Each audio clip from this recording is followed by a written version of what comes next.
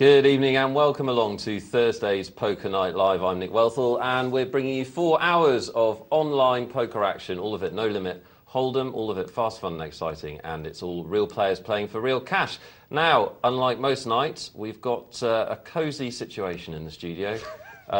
Several grown men avoiding each other's laps. With me, as ever, is poker expert resident analyst Mark Banin, and also our special guest for the first portion of tonight's shows, Mr. Porrig Parkinson. Good evening, gents. Good evening. Are you both well? Well, no. You're the pro. I'm pretty well. I've just been sunning up in Barcelona for the annual Heads Up, and Lovely. so it was quite cool. You quite can nice tell us weather. all about that. I can, yeah. I'll tell you later on in the show about that. Now, Porrig, for those of you who don't know who he is, which if you're Like all of them. modesty goes before you. Yeah, it's unreal. Porrig's pokering accomplishments include finishing third in the 1999 World Series of Poker and also winning a late-night poker series, the Channel 4 show. It was so popular a few years ago. And you now do an awful lot of media work with Jessie May. Yeah, I did the poker show with Jessie May from Las Vegas last year, which was great. Yeah, we enjoyed that. Well, I didn't enjoy it as much as we did. I mean, we just kind of took it as a bit of a laugh. It was great fun. Yeah. I've also been doing quite a lot of commentary with Jessie because, because we enjoy it, basically. Yeah. And that comes over. It's good. It is good. I think. Yeah, but there's very little poker in it. Tonight, what we're looking for, Porrig, expert analysis. Well, that's what Mark's here for, isn't Absolutely. Now, you're going to have lots of chance. Porrig's going to be with us for about an hour, so lots of chance to put your questions to him. You know this is an interactive show, guys, and we want your texts and emails, and whatever you want us to talk about, we will in the game of poker. But bear in mind, Porrig's here for an hour. You've got his poker mind and his experience. This is a man who has finished third in the World Series of Poker, so take advantage of it, boys and girls. Poker and your question to 84222. Feeling suitably pressurised, Porrig? Yeah, it's good. pretty embarrassing if nobody sends any emails, isn't it? We just sit here. I like to take you up for a fall. Oh, Not okay. really. We'll be grand. poker@pokernightlive.co.uk is the email address if you want to get in touch that way.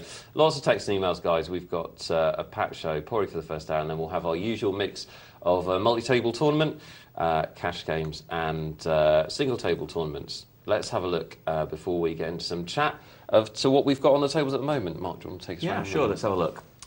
Well, on one, we have a $10 sit and go, and this particular one's nearing its end. As we can see, he's got the aces there, and pretty even at this stage, so not too much left in that one.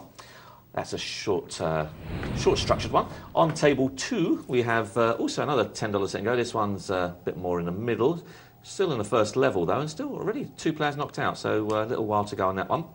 Our third one is a 25-cent, 50-cent cash game. This is an 8-handed game. Maximum buy-in is $50. Minimum buy-in is $5. And you see pretty much a full table there, just bar one. And our final table, which we'll be hopping in and out of throughout the course of the evening, is our multi-table tourney.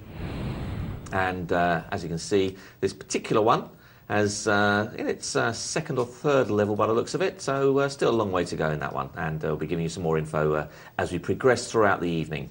So there's a full complement for you. Lovely, and we'll be sure to show you the final table of the multi-table tournament as well towards the end of the show.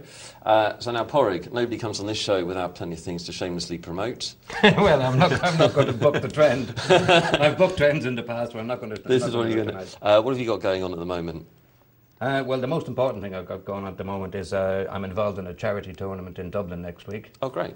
It's well, what happened was, to make a long story long, was there was a Boyle Sports event on in Dublin at the very start of January, and like all poker events in Ireland, there was far more action in the bar than there was at the poker tables. Good. So about 3 or 4 o'clock in the morning, when I was absolutely diseased, I happened to say, well, isn't it an awful shame that with all the money flying around in poker now, that nobody's actually running the tournament for for the underprivileged. Yeah. And like normally, I mean, people would normally say, well, yeah, that's grand, fine, we'll have another pint, and what do you think of the Arsenal match or whatever. But I was standing beside this guy, Eamon Connolly, who said, well, why don't we do it? They're going, yeah, right, Eamon, 6 more pints, 4 gin and tonics and the whole lot. And he's going, no, but why don't we? So we are. Excellent. And we chose a charity called Simon Simon Poker. Simon, the Simon community. It's not a person called Simon that just gets No, it's a highly respected charity in Dublin called the Simon Community, and they deal with the homeless. I mean, these are marvellous people. They're doing it. There's a lot of voluntary workers go around in the middle of the night, generally trying to sort people out. So because it's such an easily recognised charity, we decided, well, we'll go with them. Yeah. So and so how's it working? Anybody can buy in, presumably.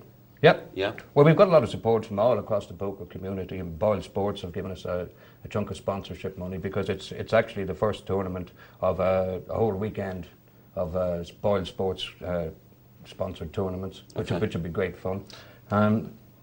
We've had a lot of help from Paddy Power, Victor Chandler are giving us a prize for the raffle. All the poker clubs in Ireland are running satellites. We've got Mad Marty, he's been running, I think they're bringing like 16 players over from him and his mates. Oh, fantastic. They're bringing 16 players over from the Midlands just for the night. That'll be fun. Just getting on a plane, they're going to come over to Ireland, play the tournament, get So it should be a lot of fun by the sounds of it. Oh, it should be hilarious. Yeah. And did we get the details out? We want to make sure people know the date and where they need to be. And Sure, it's on the 1st of June, isn't it, Parade? It's in the 1st of June, the City West Hotel in Dublin. We've kept the buy-in down to like €330 because we wanted to make sure that anybody that wanted to get on board this project, I mean, would keep it at an affordable level for them. Yeah, so it was about 180, 190 pounds, something like that. Yeah. Yeah. And we'll be running satellites in the afternoon in the hotel. But, anybody that's skint can come out and just have a couple of points and enjoy themselves. So it should be a lot of fun and a lot of top players. Any celebs going that you know of? Yeah, I think Jimmy White's supposed to be going, but we can't find him.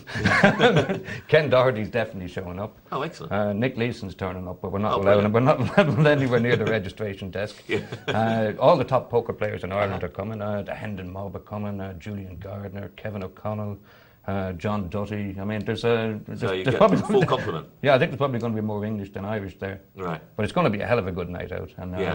And we've decided we want to set a standard in charity tournaments that the idea is we're going to be completely transparent with all the figures on this. All the expenses have been absorbed by the guys involved in organising the thing. Yeah. So we're going to take in €330. €30 goes to the register, goes to pay for dinner and the hotel and all of that. But of the 300, 200 goes into the prize fund and 100 goes direct to the charity. There's no messing. Well, I think it's really good to see, because poker is inherently, it's a selfish activity, isn't it? And you're trying to make money for yourself, and I think it'll be the first of many. I think there'll be other people will see. Oh yeah, what you've done. Well, the plan is we're going to try and raise $1 million for the homeless. I mean, I don't care how long it takes us, but we're going to start. I mean, I don't want it to sound like this isn't a Bob Geldof rant or anything like that. I mean, there's a whole load of guys in the. Can you do a Bob Geldof? That'd be brilliant. I don't think you're allowed on this other show. Just thought I'd push the boat out, see what we could get done.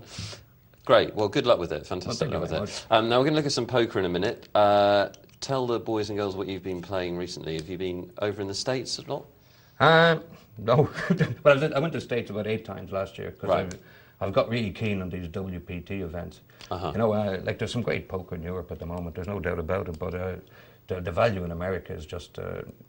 It's just, well, it seems to me to be way, way better. You go and play these, if you go to play at an EPT event, and it's great fun and all of that, but there's like 200 Scandinavian guys at this, and as soon as you knock 20 of them out, I mean, another guy gets into the seat. I mean, I'm just fed up with all that crap. Yeah. I mean, you go to America, and there's, Joe from the candy store or whatever, and Bill from McDonald's, and they're all in there out of a satellite or something. They're all having a good time, and most of them haven't a clue how to play poker, so it's an absolute...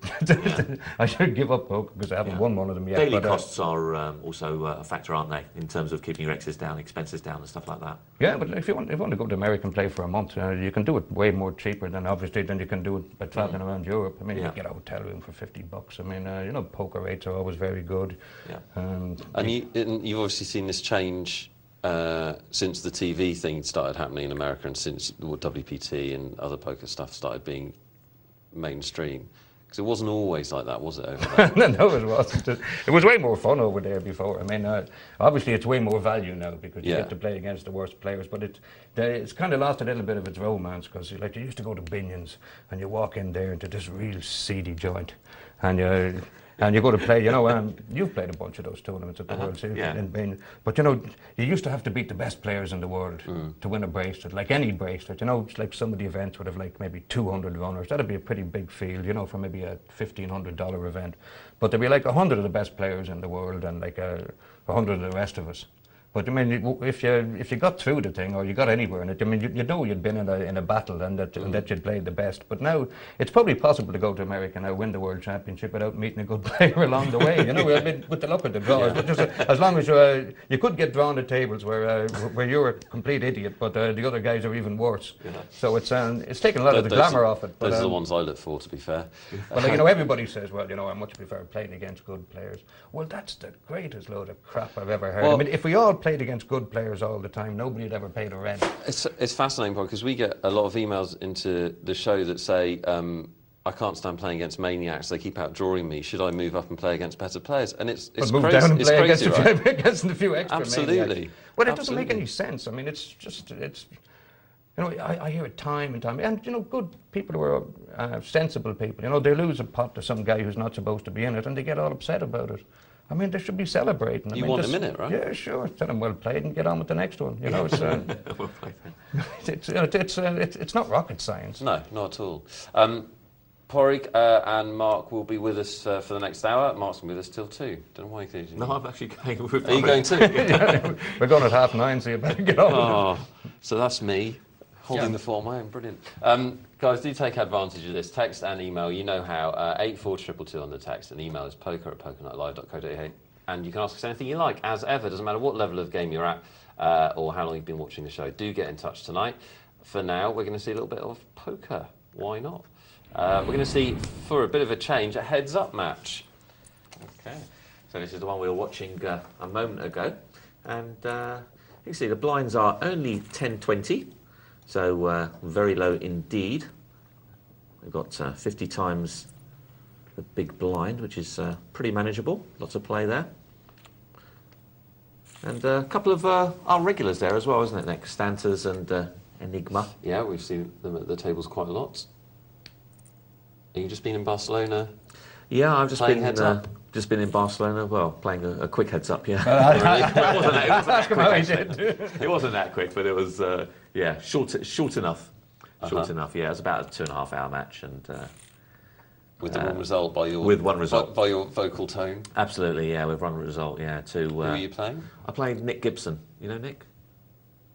No. Okay. Yeah. Well, he travels the circuit quite a bit. He's had a. I probably do. Yeah, he travels the circuit quite a bit, and he's a good player. And he's down to the semi-finals. No, he's down to the quarter-finals at this stage. He's playing the quarters tomorrow, so it'll be interesting to see how he does. But you just want to say you were beaten by the champion, don't you? I know. That would be better to do that. Yeah, of course, absolutely. So, but if you're going to lose to the champion, why not? That's right. So, but he's certainly a very good player. So, well, we've got the end of this heads-up match, haven't we? Unless Stantas gets wise very quickly. Well, this is very similar to what I had when I went out. Oh, really? Yeah, I flopped the get the win. I flopped the straight. Yeah. I like it. I like this show. Well, yes, he's done the minimum. Stantas might be able to get away with this because there's plenty to slow him up now with the flush and the paired board. He's obviously not Irish then. Yeah, he's done well. Or Scandinavian. You'd be expelled from the Norwegian team for that. Yeah. Well, Stantas actually, he emails in quite a lot from LA, doesn't he? He's an LA watcher. He watches us on the net. So there's a lot of sick people around. And there he is, showing his stuff. Do you like playing heads up, Porrig? Well, normally when you play heads up, it means you've got to the final of the tournament. I kind of like it. Yeah, I enjoy heads up. You were there last year, weren't you, in Barcelona? Yeah. Yeah. Did you play now, or you just turn up for the drinks? Thanks very much. That's what people are saying about you this year, Mark. You've got to be careful. I did a bit of both, but unfortunately it was at the same time. I knocked Joe Beavers out. He was very annoyed about that. It was great was fun. he? Yeah. Because Joe did quite well just before that, didn't he? In Australia, he got to the quarters or something like that, and Lane Flack knocked him out. So he was doing quite well, Joe. I was reading an article about they've got a big heads-up tournament going on in America at the moment. I think NBC sponsored one, or it's gone on. The $25,000 buy-in. Yeah. And that's a small buy-in in America these days. Amazing, isn't it? And the guy writing the article was saying that really, once you've got a decent level of education, nobody should be much more than a 60-40 favourite in a heads-up match. Do you go along with that, or do you think you could get a bigger advantage in a match? I think it depends on the structure of the tournament. I mean, this one was a little bit faster than... well, it was slower than last year, but it was a little bit faster than a couple of years ago. I think it depends. Obviously, the slower the structure, then I think the greater the advantage for the better players. So I think that really is dependent. I'm not sure about the NBC one. Certainly, I would say that's probably not far wrong. I think maybe a little more than that. Maybe can go as high as 65-35, but it's probably not a lot of difference. Well, he's probably talking about top players, isn't he? I mean, yeah, he's talking about in a decent buy-in tournament. There's just never going to be that much difference. And a lot of these matches do come down to two big hands, don't they? Yeah. You'll get a lot of jousting, small pots, and then both players will pick up a hand either before or on the flop. That's what usually happens. Yeah. Yeah, it's very true. Happened. one guy's on telly the next night and the other guy's in the semi-final. Absolutely. Yeah, I mean, first hand against Simon Noab, who was last year's runner-up. He had pocket kings against and raises, and a guy calls him with 8-6, and the guy flops a straight, and Simon does well to only lose half his stack. And Andy rivered a king as well. So he had a set of kings and still only no ace came. So Simon Noab only did half his stack with 3 kings. Yeah, God, incredible. he slowed down a lot. And he played really, really well there last year. I was very impressed with his play. Yeah, he's doing. But he read it well. He read the situation well. He just, first hand as well. So he escaped. Well, these two are playing a lot of small pots at the moment. The blinds are only 10 and 20, of course, so there is some play in it. How is that, Nick, that they're only 10 and 20? Because they've been 10 and 20 for a long time. How is it certain times that they stay 10 and 20? Up they go. I don't know. We don't often show these heads-up matches, do we? So, oh, just gone up. Here we go. it is still just 10 rounds. We must have joined it right at the beginning, obviously. Yeah. And Enigma's got him severely out-chipped, but obviously 1 double 3 from Stanters, and we'd be level again. Yeah. Do these guys know they're on telly? They do, yeah. There's a delay. There's a little delay, so obviously they can't be cheating, but yeah, they know they're on telly. The actual trick is Enigma. He's watching the TV. He's not seeing what's going on. Well, this could be an interesting hand. Jack Queen against King Queen. And Enigma's doesn't want to bet. Probably thinks his king's best now anyway. With that kind of board. Do you find the guys play differently on the telly than when they know they're on? I think the standard, because we cover quite low limits, because or we tend to cover reasonably low limits in the poker world, because a lot of our viewers are either starting out or whatever, and I think that they play a much higher standard for those limits than you'd find if you went to if you went and played a $20 sit and go anywhere else on the internet. So yeah, we do, and it's actually gone up, hasn't it, over the time the show's been absolutely. on the air? Yeah, I mean, I've been doing the show now for a year, and to see the kind of play that you get in a 25-cent, 50-cent game is akin to most sites' 2-4 game, I would say. Yeah, I think that's fair. It'd be way more fun if they didn't know they were on telly, wouldn't it? It would, yeah. You know, when they play these tournaments on TV and everybody's on their Sunday best, and everybody's trying not to play like a muppet and go on tilt. That's right. Well, Stanters has decided he can't be beaten down anymore. He's going to try and double through, but Enigma's There's a lot of got help. him covered here. He does need to hit again, doesn't he? Yeah. And Wow. he doesn't. So Enigma takes that one. Well done, Enigma. Our first winner of the night, bless him. We're going to have a lot more poker in a minute. We've got a quick email from El Pig, who's got a question for you. Question for you, Porrig. It's quite an in-depth poker question, so I hope you've got your analysis brain on. Where does Jesse May? Where does Jesse May buy his shirts? Oh, where does Jesse May buy his shirt? Well, the guy's obviously never read Shut Up and Deal. No. Like I think Jesse, when he used to play professional poker in Atlantic City, he used to play quite big. He used to play up to maybe 100, 200. Yeah. But Jesse's game plan used to be to appear to be completely erratic and to be a complete fruitcake. Yeah. So he used to go out to all these second-hand shops, not so much the second-hand shops, but the give them away shops, the charity shops, and he'd buy all the most outrageous and out of fashion stuff that he could find. And he'd arrive into the poker game, I mean, just looking completely gaudy. He ridiculously had like 70s big purple hats Yeah, and stuff like that, didn't he? And like for a very intelligent guy, I mean, this is what his game plan was. It was quite entertaining. But I've actually been shopping with Jesse May in Vegas last year when we were doing the poker show, and he was in these shops, and he'd find stuff just at the back of the shop. I mean, they were just ready to take outside and burn. And Jesse would look upon this as though he'd come across a treasure chest, and he'd come out, walk out of the shop. He just bet about $30, and he could hardly carry the gear. It's pretty bad stuff. there's those extraordinary shops in Vegas where it's like, I don't know what, I guess it's Italian-American, with the, you guys must have seen them, they're like boutique stores, so like the shirts will be like $600 something, they'll be white with like gold crosses and black epaulets, and they're just horrific. Point them out to Jesse. You spent a lot of time in Vegas, didn't you? Yes. Was that? Did you have a game plan like that? Don't think anybody else had a game plan. I used to get by on being in my mid-20s English and clean-shaven, so it was almost the opposite game plan. In that I used to play tight and solid, but when I needed to bluff, it was very, very easy because people would never think that I was at it. The English thing was much more of an. I spent a lot of time over there about 4 and 5 years ago. Yeah, you got the looks of a guy that spent a lot of time over there 4 or 5 years ago. And it was just, the English thing was much more of a novelty. There were much less English people going over there, and that was how I got a little bit of an edge, or trying to anyway. They didn't think you were Australian, did they? Yeah, sometimes they think you're Australian. Yeah, it's bizarre, isn't that it? only fools and horses when they go to Australia. And it takes you, I don't know what it's like now, but it always used to take you about 15 goes to get a bottle of water. Because you'd say, can I have a bottle of water? And they'd go, huh? Scotch? And you water, all right, water. It serves you right for out in water. I just to swill down my bourbon pouring. Oh, yeah. We got an email from Trev O'Sullivan. Good evening, Trev. Thanks for this. He says, great show as always. Going to start, Trev. How would you know?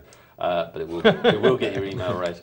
Just to say, fair play to Porrig myself, and a few of the lads are heading up for the game from Cork, and we'll see him at the bar. So there you go. Probably will. Every chance. That's great. I mean, like, they're going to come up to this charity gig from all over the country, and there's a whole load of guys coming down from Northern Ireland. I mean, you haven't seen poker played like they play it up there anywhere in the world. I mean, they just go bananas.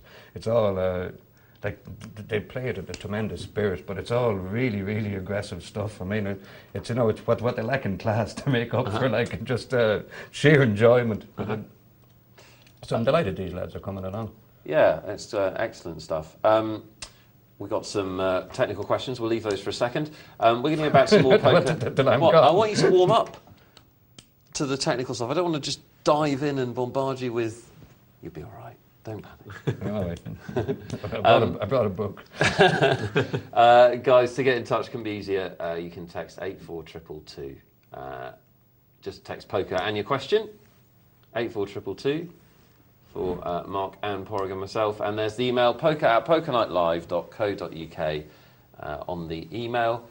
Do get in touch. We'll be here all night as usual. Porrig's with us for another 35-40 minutes. So if you've got anything for him, get it in quick, and we'll get it to him in a little while. Let's go and see some more poker. We're going to see a little cash game, 25, 50 cent game. Let's see how they're getting on.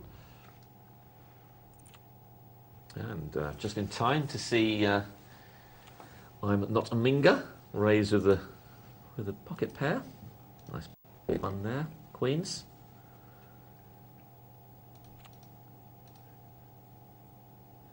This is a 25 cent, 50 cent cash game we're watching. $50 is the maximum buy-in, $5 is the minimum. And Golf Mad Chef is cleaning up here by the looks of it, as is quite a few players in fact. He's more than doubled his stack.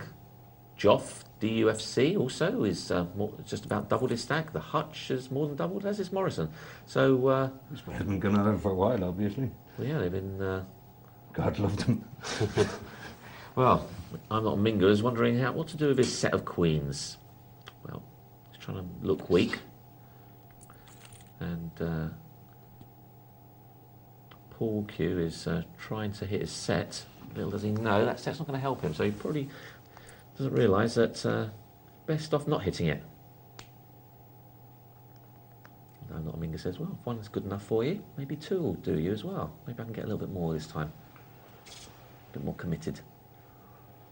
Well, he certainly needs to be. 4 overcards, and decides that's not enough. I might be losing to the straight already. 8, 9, king, queen on the board. If I've got a 10 jack, my 6 is pretty useless. It's a common theme in these smaller cash games, isn't it? Of players seem to not want to get paid when they have their big hands. They're so worried about getting nothing at all, they bet really small amounts. Yeah, that's what I do.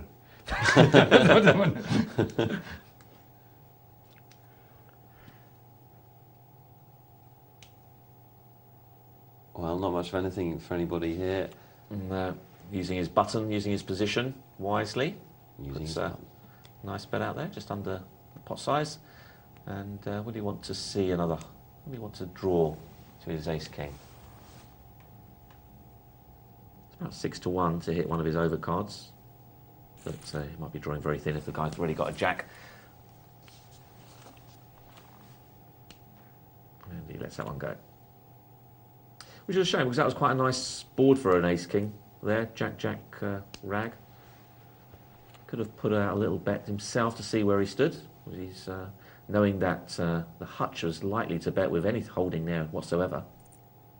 And of course he did, and just took it away.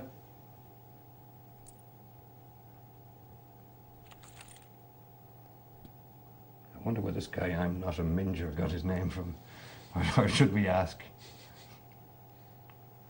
He was probably, when he was filling out the form to register on the internet site, he was probably having a conversation on a dating site at the same time. I promise I'm not. Please meet me. Well, this has turned out pretty nice for the Hutch. He wasn't expected 2 pair out of this, but he's got it. He was looking for that flush. A nice draw there. I couldn't help myself. And didn't like that 9 too much, nullifying one of his I wish pairs. I could do that with king 5. Got to work on my king 5 play. It's weak at the moment. Yeah. Just don't hit anything. Shocking. Do you play a lot of cash, Porry? Oh, yeah. Yeah.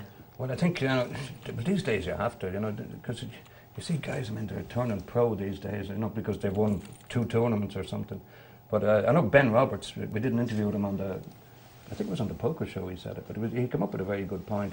He said that he had a sponsor for his tournaments, and the sponsor was his cash game.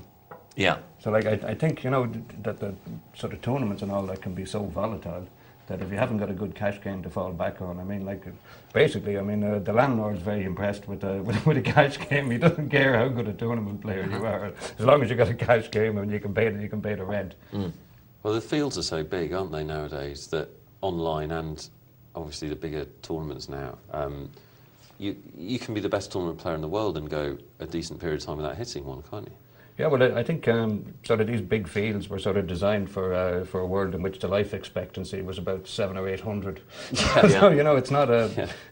Yeah. There used to be a time when if you were a good tournament player, you could go through sort of a sticky enough patch, but you were going to hit eventually. But now it's just with all the big numbers, you want a huge bankroll to even think about it. There's world class players out there, that, going hundreds of thousands behind. You can go a few 100,000 behind without putting a foot wrong these days. So if you haven't got a good cash game, or better still, a job, you can be in an awful lot of trouble. Is it just the, do you think it's just the big numbers that are doing that, or is it just the fact that there's a lot of wild plays going on, and of course in tournaments survival is key, and if you get one of these wild plays, you get one wild player you knock out, and there's another one that comes in his place, and of course you have to now take him on, and eventually one of them will get you.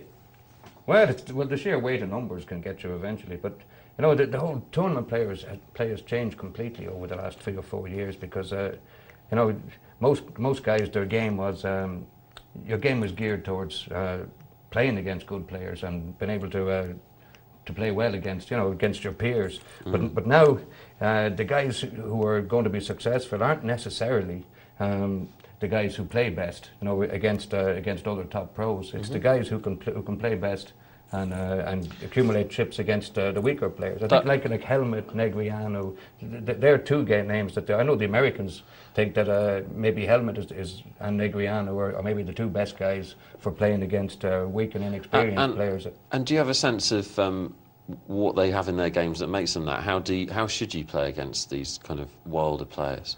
Well, the secret's out a little bit, like a few years ago. If you knew that that aggression was a huge part of tournament play. You almost had a secret you could take to the grave, which now everybody knows. Yeah, yeah. I mean, everybody's learning. I mean, people start watching the WPT and they see Gus Hansen with a 10-6 or a 6 king or something going absolutely bananas, and they're all coming in and everybody's moving chips all over the place, and it's the raise, the re-raise, the re-raise. I mean, God knows what's going on in these pots. The bluff, the re-bluff. The bluff and the re-bluff used to be a very strong play and a quite unusual play, but now it's the bluff, the re-bluff, the re-bluff, and they keep going at it until everybody's run out of chips. So it's a much different proposition. But there's not more play involved. In tournaments before, you used to be able to bide your time and pick your spots and do a little bit of a selective nicking and all of that. But now because there's a lot of I don't want to call them bad players, but because they're inexperienced, they're not playing as well as a pro, and you can't expect them to. But you've got to play an awful lot more pots to give yourself a chance of getting all the chips off one of these guys. It's a much different game. Yeah. You've played a lot of places over the years in the States. You mentioned 8 times last year. I've lost just about everywhere. Who's most impressed you over sort of the time that you've been playing? If I had to pick one guy, it'd be Eric Seidel. I mean, I think the guy's got everything. I mean, he's a marvellous player and he's got a tremendous temperament. And a nice guy, isn't he? Yeah. There's a lot of good players on, but he's probably the pick of them. Yeah. Cool. That's the end of his career. I bet you he doesn't cash for about 12 months. Tipped by Porrig and it all fell apart. I've killed a lot of racehorses in my time. Oh yeah, no, they can definitely hear. I'll vouch for that. Bit of a big blind special here for Morrison. Not a genuine one, it's not a big enough hand, but he has flopped a winner. And it is unquestionably the tightest 25-cent, 50-cent cash game you could find anywhere on the net, in answer to your question of how do they know they're on TV. Let's see how they're actually playing and look at their pre-flop folds. Well, this is a pretty... Notaminga's picked up a nice hand. Top pair with a nut flush draw. Perfect. And now you can see when they're playing, the percentage of their hands played is not what you're actually seeing. What you're actually seeing is the percentage of hands they're not playing.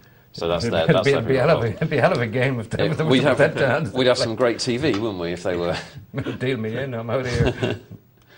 Yes, this is actually pre-flop folds, isn't it? And that is almost by the book play, maybe a little bit looser, but it's an 8-seater game.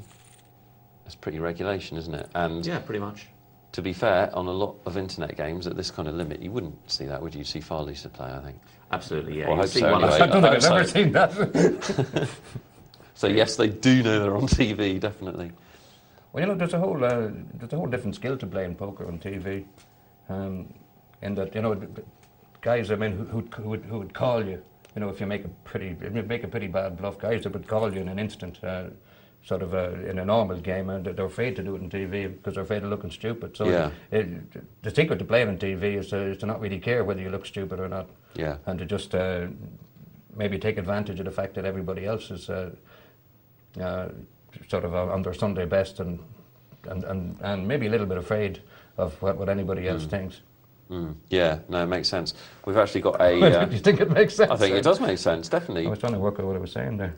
You're a very talented man. To me. Well, I intuitively know what you're saying, Padraig, and so do our viewers. No, it definitely makes sense. If people are playing... It's the old thing, isn't it? If people are playing tighter than usual, then you can make some mileage by playing looser, presumably. And they'll probably go for... We're actually tomorrow recording the final of... we've had a competition running online, and then the guys are coming in here to play. 6 of our viewers are going to play live. So if you're watching tonight, there's some tips. Try not to worry about being on TV. And when you look stupid, blame Porrig. My email address is... Well, for the next 15-20 minutes, it's poker@pokernightlive.co.uk. Padraig is with us for the remainder of the hour. So if you've got a question for him, do ping it in. We're watching a 25-cent, 50-cent cash game at the moment. Real players playing for real cash guys.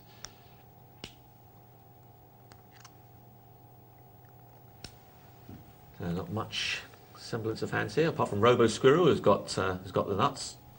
7-8 offsuit. Your favourite, Mark? Yeah. Allegedly. Allegedly. But Robo doesn't think so, so he gave his button up with that hand. And we've got a new entrant onto the table. That's Miss Chippy, who's been forced to post the big blind. So she's just checked with a 6-8 suited. Not a bad hand to come in with. You're going to come in with. Has some possibilities. Well, if you're going to post a big blind, it's pretty handy picking up a 6-8 suited, isn't it? Pretty nice. It never happens to me. Where's the raise? That's what I want to know. Well, there you are, and that's a nice bet there from I'm Not a Minger. Sees that extra 50 cents out there. I think all I've got to do is get rid of these blinds, and Miss Chippy's unlikely to hold on to it without a decent holding. Oh, does she likes her 8-6 suited? Well, if she was going to do that, why not raise? If you're going to call a raise from late position, why wouldn't you raise in the first place, posting a blind? Why post a blind in the first place is probably the most relevant question. That is a more relevant question. Only two hands to wait. Sometimes you've got to get in there. I think it's known as tilt. Yeah. Could be a check raise opportunity here for Miss Chippy. No, she just decided to call, which is a bit surprising with an unscary board like that. And you've got middle pair. That's usually pretty strong. Worth a check raise to show strength in that hand. So, well, is he going to just let I'm Not a Minger have another go at it? Well, no, giving it up. That's strange. Called the raise, Pareg. Hit. Well, I mean, I don't really know what you want to hit with 8-6 suited. You know, you've got middle pair and unscary top pair there of the 9. And I don't really know what you're waiting for with that hand. Well, when you're lucky enough to hit middle pair after calling the raise with 8-6, I mean, You've done pretty well, haven't you? Yeah. I think Miss Chippy was hoping to hit a straight or a flush or something, and not much chance of that with a middle pin missing like that for a straight. 101 to 1 to hit that, or flop it anyway, so long. You have to call a lot of hands, don't you, to hit that one. And of course a flush is even higher.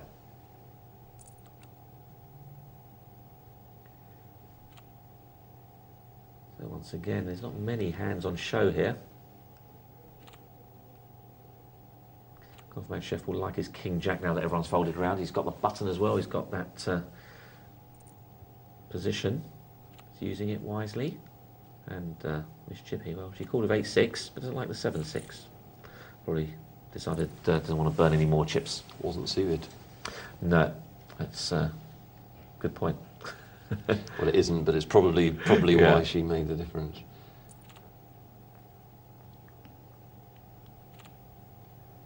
I can't wait to see Johnny Chan analysing this. Are we supposed to mention Johnny Chan? No, yeah, mention him away. We do have Johnny Chan coming in tomorrow night. So I've heard. I know Andy Pyra and Bob Clark have brought him over to promote his...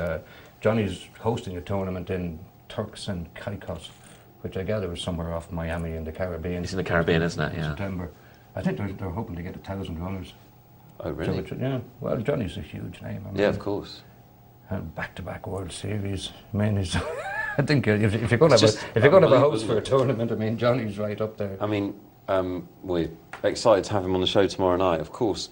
Back-to-back World Series, and then second. Yeah, when he blew it, I think he it. was really pissed when he blew. Sorry, he was really upset when he blew it. When he blew it. Means angry. The doesn't third it? one, yeah, well, a little upset because I think he lost heads up to Helmet when. He made a funny call, didn't he? A7 for all his chips. He called Yeah, it well, heads up. I think he lost patience. I know he was very upset with himself for doing it because he obviously felt that, you know, after winning back-to-back World Series, that a young whippersnapper like Helmet was at the time wouldn't have been it should have been a walk in the park for him. But you can ask me about that tomorrow night. Tell him I said it. I think anybody wants to play with Johnny, he's going to be playing in the Western on Saturday.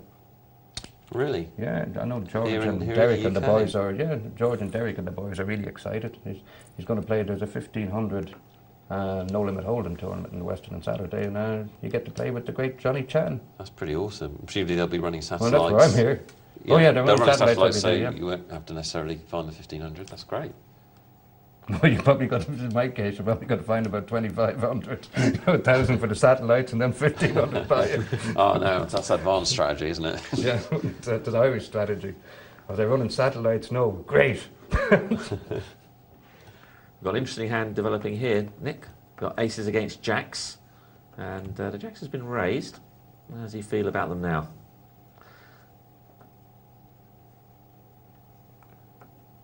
Well, he has raised first to speak there, so... Yeah, well, he's re-raised. If he gets re-raised now, he's probably got his answer, hasn't he?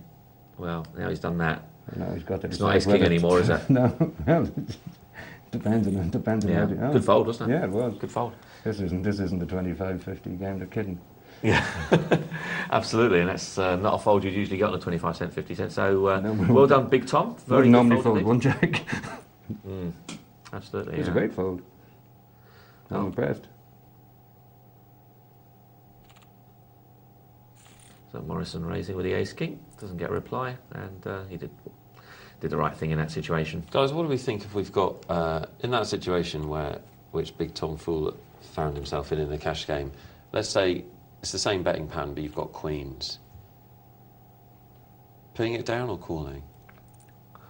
I Same think- thing, isn't it? Personally, I think he did the right thing. I think he put a big enough bet out there, and if he now comes over the top with a big enough bet like that, then I think it's very dangerous with queens, because the likelihood of an overcard to give you that scare is not so common. So I don't think by calling you're getting that information. You're not getting any more information. So I think you'd really need to drive out that information. And I think by raising in that situation and making a decent bet, and now that guys come over the top again, then you've got to say, okay, it must be better than queens. And then the age-old Porrig, would you ever conceive of laying down kings in a cash game? I could conceive of doing it, depending whether I was winning or losing. I think there's a case I made that guy Pool Q could maybe have just called the re-raise from Big Tom Fuller there.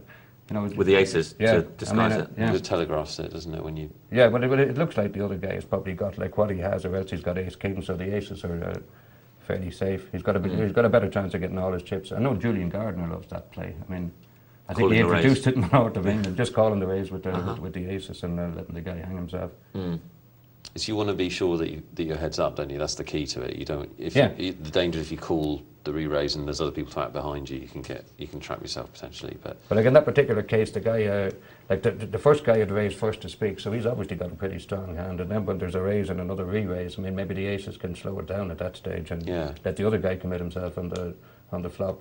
Yeah, good stuff. Stanters, who we saw play heads up, has emailed in. He says, Mark, he doesn't live in LA. Don't know where you got the idea from. I actually live in the pastoral idyll of Sussex, although our high street can be as scary as Compton, especially outside the off licence. You could end up with a nasty paper cut if you meet the wrong people. Yeah. So, Sussex, a.k.a. Compton. Thanks for your comments on my heads-up game. Was 90% sure my straight was winning, and then we all saw Enigma had the flush. This is the hand where, as he said, his opponent had the flush. He got away from it, though. Didn't commit my whole stacks. I still had enough to come back, but didn't drop. And he says he's having a bad run at the moment, getting outdrawn in multi-table tournaments. As you can imagine, probably we get a lot of emails from people who are frustrated by the game, or they're having a bad run, or do you know what I mean? Which happens to us all. What do you do when you have a bad run? I think, I know this sounds very basic, but if you start even considering it as a bad run, well then you're half beaten before you start. I mean, you just have to just look at each session as it comes along. You know, you can. I'm not saying that you can't get into a bad run, but obviously you can. I mean, because like a lot of the time you can play bad and be on a good run. I mean, which have happened to me several times. But if you convince yourself you're on a bad run, you maybe go to the table. I'm not saying you go to the table and play badly, but it may make you go to the table and play a little bit less than your A game, because you're. No, I've never seen anybody go to a poker table and expect to lose and be disappointed. Yeah, so, yeah, absolutely. If you just say a bad session, and if things are going really bad, I try to take. There was a friend of mine, Frank McGuigan. He used to always say that when you think you're ready to go back to play, you know, maybe after you've taken a hiding or two, so just get ready to play and then give it another 24 hours. And by the time you've got your head cleared, you've forgotten all about a bad run, and you're just starting all over again. Yeah. I'm not criticising the guy. I mean, obviously, bad. You know, you do run through bad sequences of events, but you can make them worse by actually convincing yourself you're on one. Confidence. I'm on one myself. How's it going? It's going very well. Confidence is just a massive part of the game, isn't it? If you don't sit down with confidence, like you say, you probably are beaten before you start. And you can see players that when they are confident, their aura changes, and they'll make the moves they need to make. And it's very difficult to play a winning game without that belief that you're going from to. playing, when you're playing live with a guy and he feels that he's on a good run. Yeah. And he knows that he's going to play the next pot. I mean, perfectly as far as he's concerned. I mean, that aura comes across to the other guys at the table. So, when you're looking at this guy and when he loses a big pot and it takes absolutely nothing out of him, and he's going on, he makes a good play in the next pot. I mean, it kind of hypnotizes the rest of the table. Mm. It's fascinating to watch. I mean, if you're playing against a guy who's in that kind of in the zone that way, it's normally a good idea to go and find another game or if you're in a tournament. Absolutely. Take a look at the board and see when they're going to change the tables, because like where confidence can breed success. I mean, a lack of confidence. I mean, and maybe you should always focus on the good times, and you get all this. The sports psychology stuff about visualizing, but it's true. I mean, you just think back to like a real good day when you played your best, and then go in and try and repeat it, rather than remembering that you lost the last 5 races. Yeah, it's absolutely true and good advice. It's tremendous in theory. I'm a great man to go and tilt myself, but I mean I can tell you how to do it. But you'll clearly your good spells far outweigh your tilty state. Yeah, well, I find like most of the bad runs I have are self-inflicted. I've either been drinking too much or just bored and playing bad or whatever. But you can get very stale playing poker. I mean, especially when you're doing it, day in, day out. So you've got to be very careful. I mean, especially this internet poker. I mean, it's at least in the old days, sort of the club would open at whatever it was. I mean, in England they opened at 2 o'clock. In Ireland the cash game used to start till 11 at night and would end like at 9 in the morning. But at 9 in the morning you had to go home. Yeah. Now, unless you were horse sicky, I mean, you had like 14 hours or whatever to get your head together. But with the internet now, I mean, it's sort of discipline is just so much to the fore. I mean, and it's more mind-numbing, isn't it? Yeah, but I mean, if you go and tilt, I mean, you can go and tilt for 24 hours. You can undo like a month's good work and before lunch if you really want to. So it's just so different. What was the question? It was, what did you have for lunch? Now we have a lot of our viewers are obviously incredibly keen on poker, but more than that, would love to make it as a professional poker player. You're somebody that's done that. You've seen other people have done that. I'm sure you've also seen a lot of people that have tried and failed. What do you think makes the difference between people that are able to do this game for a living and people that aren't? Maybe being able to roll with the punches is pretty handy. But like as I said earlier, I mean, it's very handy. Like the tournaments are where you're going to get the really big scores, but the cash games are what's going to keep you in action like year after year after year. So to having a combination of a tournament, you're better off just having a cash game rather than just having a tournament game for sure. But a balance in the two of them is pretty handy. But like a lot of people turn pro without these days everybody wants to turn pro because they see guys making fortunes. But I mean, there's guys losing fortunes as well. It's a very serious decision to make, and it's not something to be rushed into, because like for every guy that thinks he can turn pro and make it, there's 10 guys, I mean, who think that they could make it as a pro that can't. Yeah. Now it doesn't mean that the first guy is a better human being than the other 10. It just means that maybe he's better equipped. Maybe in terms of skill or in the way he's able to run his business than the other guys. Yeah. So it's one of the problems of sort of trying to turn pro and it going wrong, if it doesn't work out, is that it can leave your whole life in a complete shambles. So it's a very serious decision. I mean, I got lucky in that. I mean, I thought I was when I turned pro, I thought I was going to be good enough to make it, but I was only one of my generation of like several guys. I mean, who thought exactly the same thing. I mean, I was just lucky in that I happened to be the guy that was right. You say you're lucky. I'll go for quality. Anyone that's got your tournament record is doing something right. No, but I was lucky in that. I mean, that I believed I could make it. And we're out of time, Paul. We're going to have to cut you off, I'm afraid. Okay, that's. I hope we plugged everything we needed to. Oh, you had a book. He's also got a book. Thank you.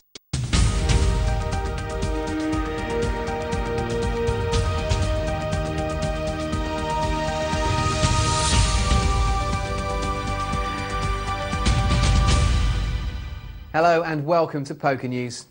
Online poker room Monkey Bet has just announced a brand new tournament with a record-breaking prize pool of $5 million, as well as a minimum guaranteed $1 million for the first place winner. The Cash Happy event will be the largest of its kind, making it the richest tournament ever to have started online. However, although the tournament is starting online, such a massive event is crying out for a live final, and one that will no doubt be televised. This is the case with the Monkey Bet tournament, and plans have been revealed to fly the final 45 players to the luxurious Casino de Barcelona for a 2-day final event. Blinds for the final will be adjusted to facilitate the 2-day event, and everyone who makes it to Spain will be in the money. On top of their payouts, which will be made to their online accounts, each of the finalists will also receive flights and luxury accommodation for the weekend in Barcelona.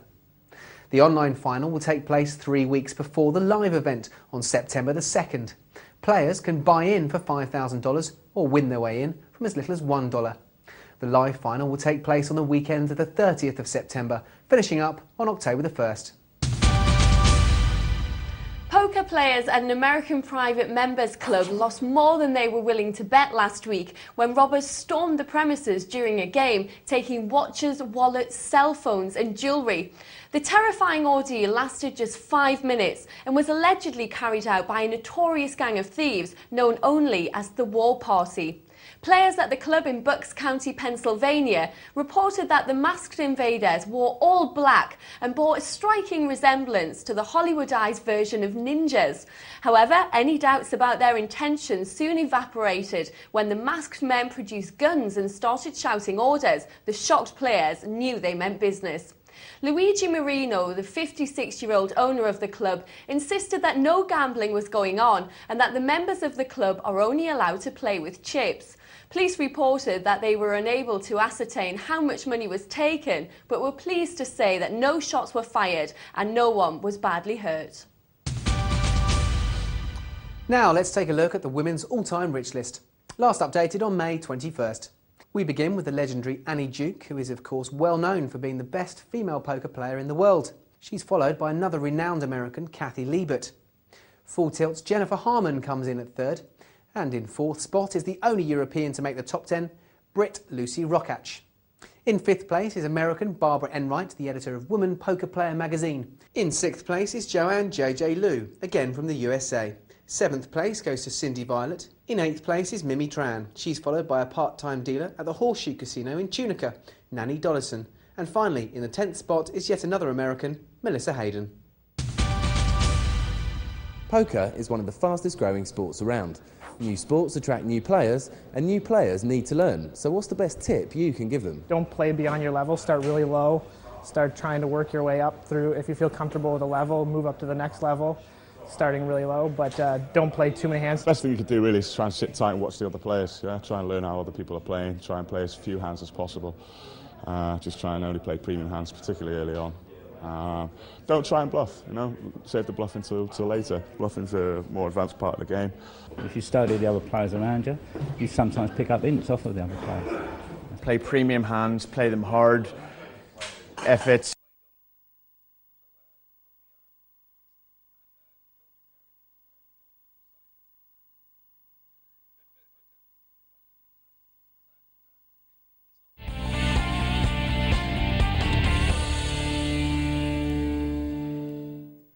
Welcome back. Look, watch this. Oh, stretching. Nice, isn't it? Yeah, bit of space. If you were with us before the break, we had a guest, Porrick Parkinson, joined us, and great to have him in. Yeah, what a lovely man he is. He is. He's a lovely guy, Porrick. Very nice. Very nice. He, genuinely has been there and done it. I mean, third in the World Championships and a whole string of tournament successes. Yeah. Have you ever played with him? I've never played with him. No, I don't think I have. Not I can remember. I might have once or twice, hit his table for a short period, but I've never actually had a long stretch with him. No. It's interesting what you're saying about how the style of poker has changed, because he used to be known, I think, I could be wrong, but he used to be known as a fast player. Yes. And I'd imagine now he's still obviously an aggressive player, but he's probably nowhere near as fast as some of the... No, I think he used to be extremely aggressive. That's what his reputation was. Yeah. And he's probably felt the fact that lots of aggressive people do it has probably affected him more than if you had a steadier style, actually, hasn't it? Yeah, he's had to come down and adjust his play probably quite considerably, I would have thought, because Yeah, well, like you said, he's obviously aware of the Scandinavian players and their aggressiveness, and he thinks, well, I can't keep combating them all the time, so I'll just adjust to their play rather than. Yeah, he wasn't joking, by the way, guys. We do have the one and only legend of poker, Mr. Johnny Chan, on the show tomorrow night, and I am on the show tomorrow night, and Casper isn't, something that he's quite upset about, I hear. But you will have an opportunity to question Mr. Chan, 10-time World Series of Poker bracelet winner. Yeah, 10 bracelets and back-to-back winner of World Series. And the other point is, cool. Johnny Chan's cool. He is cool. Because some of those people who won a lot of bracelets are just geeks who know a lot about computers, aren't they? One or two are. One or two are. We've got an email from Richard. This is a very general question, Mark, so I think you can answer it in any way you see fit. Okay. Advice for playing ace-king in tournaments is what Richard would like. Thanks for the question, Richard. I hardly ever win with this hand and regularly bust out of tournaments holding big slick. It's got to the stage I'm considering folding as soon as I'm dealt the hand. Any advice would be greatly appreciated. Well, obviously, it is a hand that people go out of tournaments with, there's no question about that. But it's also one of your stronger holdings, so you want to get over your block, I think. Mark, what do you think people do wrong with ace-king? I think there's two things to look at here. One is the fact that he's obviously got a problem with it. And the truth of the matter is, I don't think if you can't get over your block, you just have to stop playing it. It's really as simple as that. Because confidence with a particular hand, if you have a lack of confidence with a particular hand, it's going to be very hard to overcome. Because mentally you're sort of tuned to losing with it. So guess what? You probably will. I would say there's different ways of playing it, and it really has to be according to the table. If you've got an aggressive table, then you want to let them do the raising for you, and then perhaps try to push them off it with it. But certainly in the early stages, it's worth very, very little because it doesn't make a good drawing hand. It doesn't draw to very much apart from top pair, top kicker. And when it draws to two pair, it usually can be in other trouble in terms of other people on straight draws and stuff. So. I wasn't paying 100% attention to what you said, Mark, because I was looking at emails and doing other things. But, so if I'm duplicating, apologies. In multi-table tournaments before the flop, how much and how often would you consider laying ace-king down? If you let's say you make it's a very general point, but let's say you make an opening raise with ace-king, and somebody that you view as a solid player comes over the top of you. What are your considerations at that point, and how likely are you to play, and how would you play? Oh, well, in a lot of cases, I'll fold it. Would you? Yeah, personally, I would. Because I would too, but I think a lot of the guys out there, that would be surprising, because when you see people play online, mostly they'll either call or even move in with it. Yeah, I think at the later stages of the tournament, I think it's also about your mindset, isn't it? I mean, if you've been card dead for an hour and all of a sudden you hit ace-king, you think, I'm not going to let this go whatever happens. Right. So that plays on a lot of people's minds. But I think also it really depends on what stage of the tournament. Obviously, it becomes stronger later on in the tournaments for the simple reason that you won't get these hands very often, so you need to make... you need to try and get something off them when you can, and a lot of the action is really pre-flop, I think. Yeah. So, I mean, I don't have a problem putting it down, and I have put it down lots and lots of times without really a second thought. Yeah.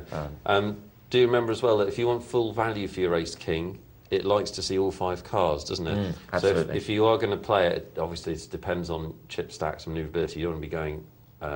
you don't want to be pushing in a 30 big blind chip stack. But if you go all in when you've got a short to medium chip stack with ace-king, you're never that far wrong, in my opinion, because you will get the full 5 cards and the full value. Yeah. So it is a tricky one, and Richard, people do go out of tournaments with it, but don't stop playing it altogether, because if you're not playing ace-king, you're starting to leave a lot of value on the table, aren't you? Yeah, you're using a lot of value, and the other thing to remember is, part of the power of ace-king is the fact that you can push people off hands with it. If you're just calling with it, then it's a different proposition altogether. Because part of its value is the fact that you've got some fold equity there, and even if they have got a decent holding against you, you've got, like Nick says, you've got 5 cards to come and you can see it. But you have to be very careful. With a lot of people I see just calling with ace-king, and that's a lot of the strength of the hand goes because they're just calling with it. Yeah. Good luck to all of you with your ace-kings. I hope you hit top pair on a regular basis. You will do 1 out of every 3 times. We're going to get some poker action for you guys. We're going to have our usual mix of stuff from here on in. Mark's going to do a Beat the Presenter right now, aren't you? I am indeed. So if you'd like to participate in his game, you can do right now. You can also watch it online while you watch us too. He will play that game, and then at 12 o'clock we'll go back and analyse how he did. Great. I like a bit of analysis. Were you not listening to Porrig? positive mindset, Okay. visualising success, confident, eye of the chaffinch, tiger. Okay. I shall try. Mark's going to be online right now, and we're going to watch our multi-table tournament for a little bit while he does that. Keep your texts and emails coming in, guys. That's why we're here tonight. We need lots of emails to get us through to 2 o'clock. Remember, whatever we talk about is dictated by you. Here's how you get in touch. Poker, and your question, 84222 on your texts. Or if you have an internet-ready device, poker@pokernightlive.co.uk is the way you get in touch. Do get those texts and emails coming in. That is why we're here, boys and girls. Doesn't matter what your level of the game or how long you've been playing. I really want to see those fingers. I mean emails, of course. This is our multi-table tournament. I think Mark's going to win his beat the percentage as well, which means I'm on my own for a good 45 minutes. So you probably want to send me some emails, otherwise I'll start going off at tangents. I'm talking about how much I hate the Inland Revenue. Utter disgrace. I mean, we pay their salaries. They couldn't be ruder. 4s for honey rifles, which sounds like it comes from porn. Honey rifles, Mark. You know what that means on the street? I don't actually know. What does it mean? I think it's filthy. So blinds at 2 and 400 at the moment. Blinds will go up every 12 minutes in this multi-table tournament. We've got 21 runners left across 3 tables, so we're getting down to the business end of proceedings. And you can see the big stack on your screens right now. That belongs to Cooksey, down at the bottom there. Started off with 15 tables, so just a fifth of the field remains, give or take. And it's a $10 buy-in tonight with a first prize of $345. So these people will now all think they're in with a chance of winning it, which of course they are. 2 and 400 blinds, I think you'd want something as the order of 5,000 chips, or maybe even a little bit more to be having a bit of play in this tournament. If you've got less than that, you're looking to pick some spots and make some moves to build your stack. Smooth Cuts had a dream flop with the ace-queen, and he's going to take his stack to over 10,000, which is very significant. He'll be one of the chip leaders with that.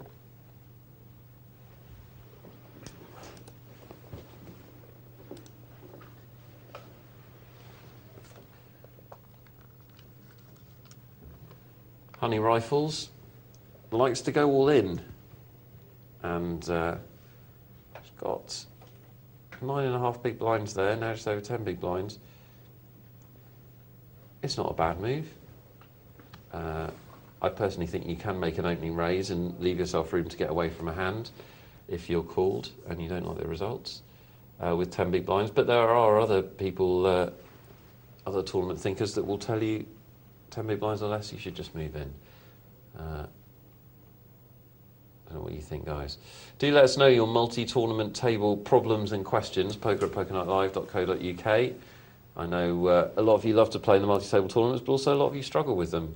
And as you've just heard Porry Parkinson say, even a very, very good multi-table tournament player can go a number of tournaments without cashing, especially if you're playing tournaments with big fields. The variance is enormous.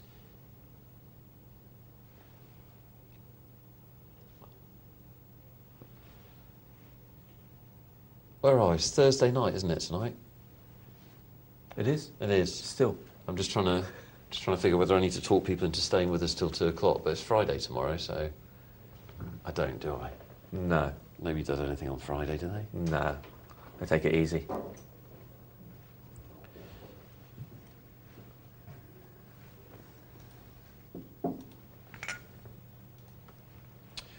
Porry Parkinson doesn't have a book out, by the way. That was his Irish lilting joke, wasn't it?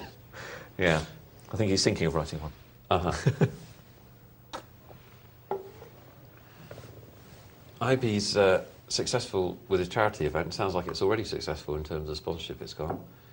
Yeah, they like their games over there, don't they? They do. They do. But I do, without being too touchy-feely about everything, I do think poker should have charity events and should do have a charity, because it is. It's like you said, it is a selfish. It's a great game, but it is a selfish game, and it's a selfish game where you're trying to take other people's money. So we need to address ourselves karmically a little bit, don't we? No, I think you're spot on. Well, this will be extremely interesting if another spade comes. We'll be seeing a very big pot. If it doesn't come, whoever plays more aggressively could well pick this one up.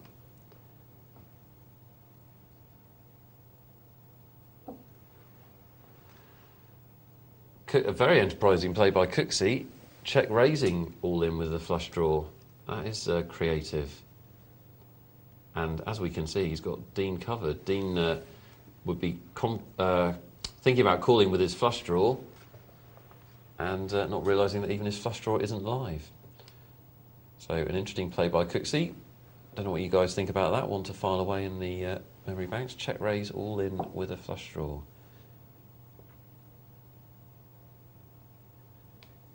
I like it.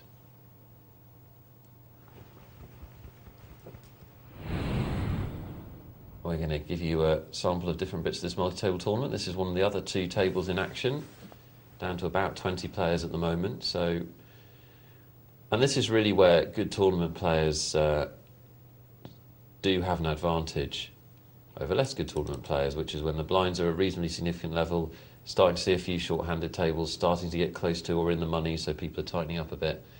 And this is when you can make your tournament chips. Tournaments are all about opportunities. They're not about the cards that you have. Of course, if you have great cards, you're going to have a better tournament than if you have awful cards. But if we take it as read that we're all going to get dealt the same cards over our lifetime of playing tournaments, then it must come down to something else.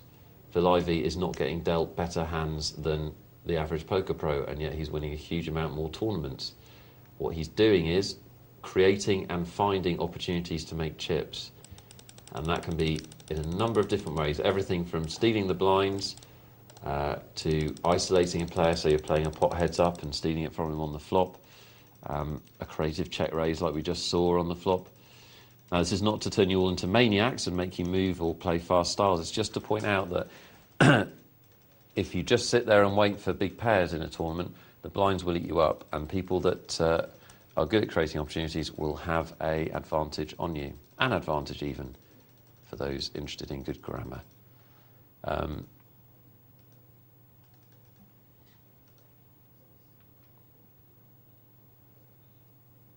Couple of pairs in the blinds.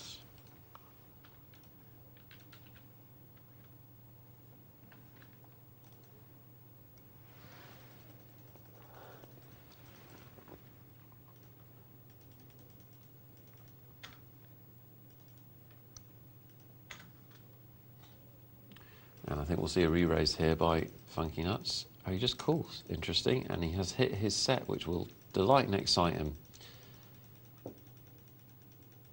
He's chosen to raise. I think he could have just called there.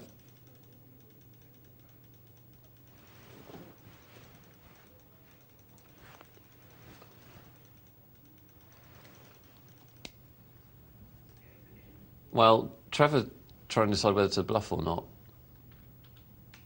You having trouble getting in, Mark? No, I mean, thanks to so either that or you're playing a version of Daley Thompson's Decathlon where it's buttons, not waggling. Thanks, Fast Bandit, for giving up your seat. Sacrifice is a beautiful thing, isn't it? It is, yeah. Saw a film last night, Mark, called The Da Vinci Code. Ah. It's rubbish. It's not a good film? No, it's not a good film. Although I had a good time because it made Have you read the book? It made me laugh a lot unintentionally. All right, have you read the book? No. Ah, well, the book is superb. I found the subject matter interesting, and I'd heard bits and bobs about it. I thought it would have made a good documentary, but that's true of a lot of Ron Howard films, to be fair. Well, 24 Ginger could be in a difficult spot here. Oh dear. That's one of those situations where Joe, I didn't think either player played it particularly well, to be honest. Joff do FC, went all in with the kings on the flop. Now, to me, that's not maximising his potential out of that hand. He's got a perfect flop, He's not scared of too much. Sure, he's scared if an ace falls, but you've got to take a chance in poker if you've got a good hand to maximise your winnings, especially heads up. And by moving all in, he made it much more likely 24 Ginger would fold. If 24 Ginger is a solid player, he might even fold a 10 in that spot. As it is, I thought 24 Ginger made a pretty unconsidered call. I'm not saying you should never call in that situation. He had the chips to make that call, but he didn't even think twice about it. And Joe Jeff of FC, seat 1, he's saying something with that big bet, and a decent percentage of the time he's saying that he's got exactly the hand he had, which is the overpair. So a bit more to think about than I think the players thought about.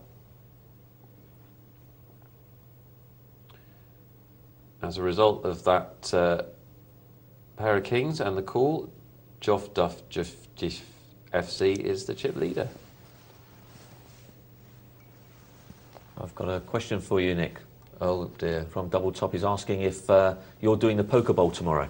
Yes, I am. Ah, there you are. I will see you there, Double Top. And he better be nice about me, other than like he was the other day. Otherwise, I will disqualify him. I have the power tomorrow. I am tournament director. I can sin bin him. Yeah, tomorrow we are running the final of the Poker Night Live tournament that's been played online. And I'll be meeting 6 of our viewers in person. Yeah, it should be good fun. Yeah, it should be good fun. It should be great. Be gentle with them, won't you? I merely enforce rules, Mark. I don't do nothing else. Well, Skemet was down to a short stack, down to about 3,000. Made that all in with the 9s, picked up some dead money. Always nice not to be called when you're all in, I think. And now picks up jacks as a reward, makes the same move. Picks up some more. And is suddenly competitive again with 8,000. And that's the beauty, of course, of playing a no-limit hold'em multi-table tournament. Until you're actually out the door, you really are never out, and it can change so fast. You can triple up in a space of a couple of minutes, and your entire view of the tournament can change. Which is why, again, what Porrig was saying, you should always stay positive. Even if you've just taken a beat and you've been left with 3 big blinds, stay positive, because 5 minutes from now you could be sitting there with 15 big blinds and back in the hunt.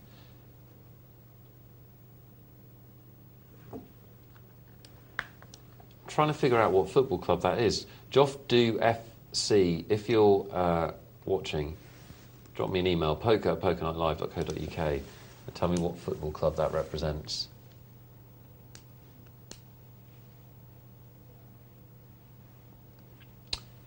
We are taking your emails tonight, as every night on Poker Night Live. Poker@pokernightlive.co.uk is the address, and we'd like to hear from you if you're playing this multi-table tournament. We'd like to hear from you, whatever you're doing. Well, all right, whatever you're doing, let's push the boat out. Like your poker questions and, of course, your poker anecdotes. Have you got some big games coming up? Are you thinking about going to play in the Western on Saturday night and play with the great Johnny Chan?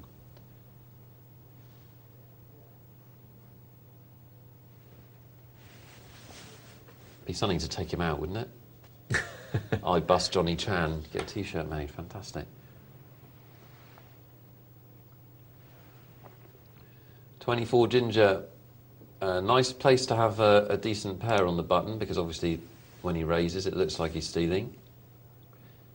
The blinds didn't have anything to play with him, but had that added deception. And then sometimes you see players, when they have a bigger hand than that, say he had his kings there on the button or aces on the button, you see players limp.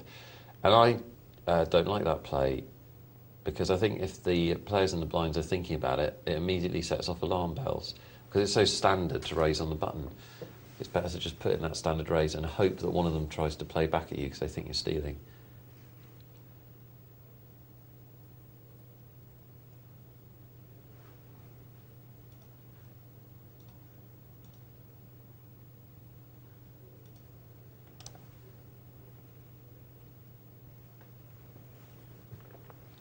Free ride for Trevor, known as a ground skinner in America, don't know why. Known as a walk, slightly more sensibly in Britain. Not that surprising. Very sensible country. Apart from our tax officials, who are basically naughty. You can tell I've spoken to them a lot this week, can't you? Quite bitter about it, to be honest.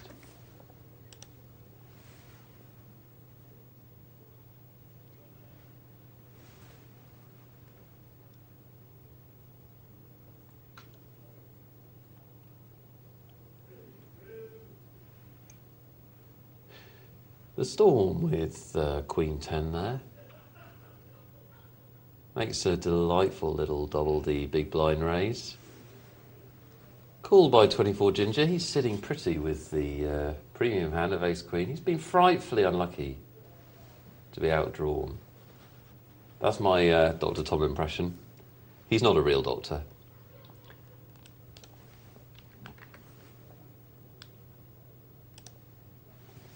I think he actually is a real doctor, isn't he?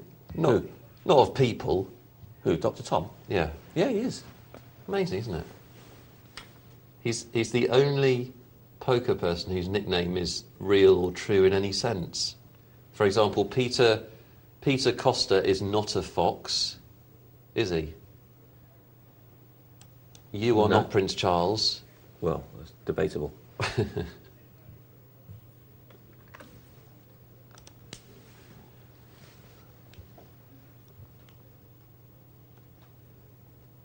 Queens for Skemet there.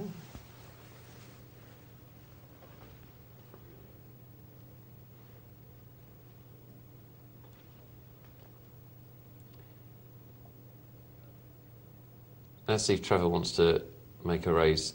I would have raised there. That's why I go broke a lot. Skemet with the Queens. Disappointed not to get any action, I'd imagine.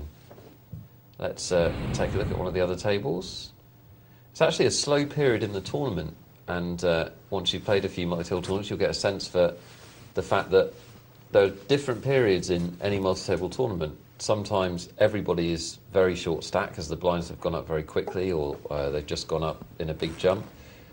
Other times, like this, it's a slower period where most of the players are comfortable at the blind levels, and being able to either know when those periods are based on the average chip stack and the blind levels, or just to sense those periods in terms of the way the mood changes at tables, is very important if you're going to be a successful MTT player, because you want to be able to sense how the other players are thinking about hands, as we see Jay Freedom bust out, and exploit that. If they're playing slowly and tightly, you can probably play a little bit looser and work on that tightness, and vice versa. It's true, isn't it, Mark? But multi-table tournaments go through different... Oh, absolutely. And phases. I think that's the fun in multi-table tournaments, is that you're having to adjust your game continuously. Yeah. You know, every few hands as the status quo is changing, you know, with people, different chip stacks perhaps, people joining your table.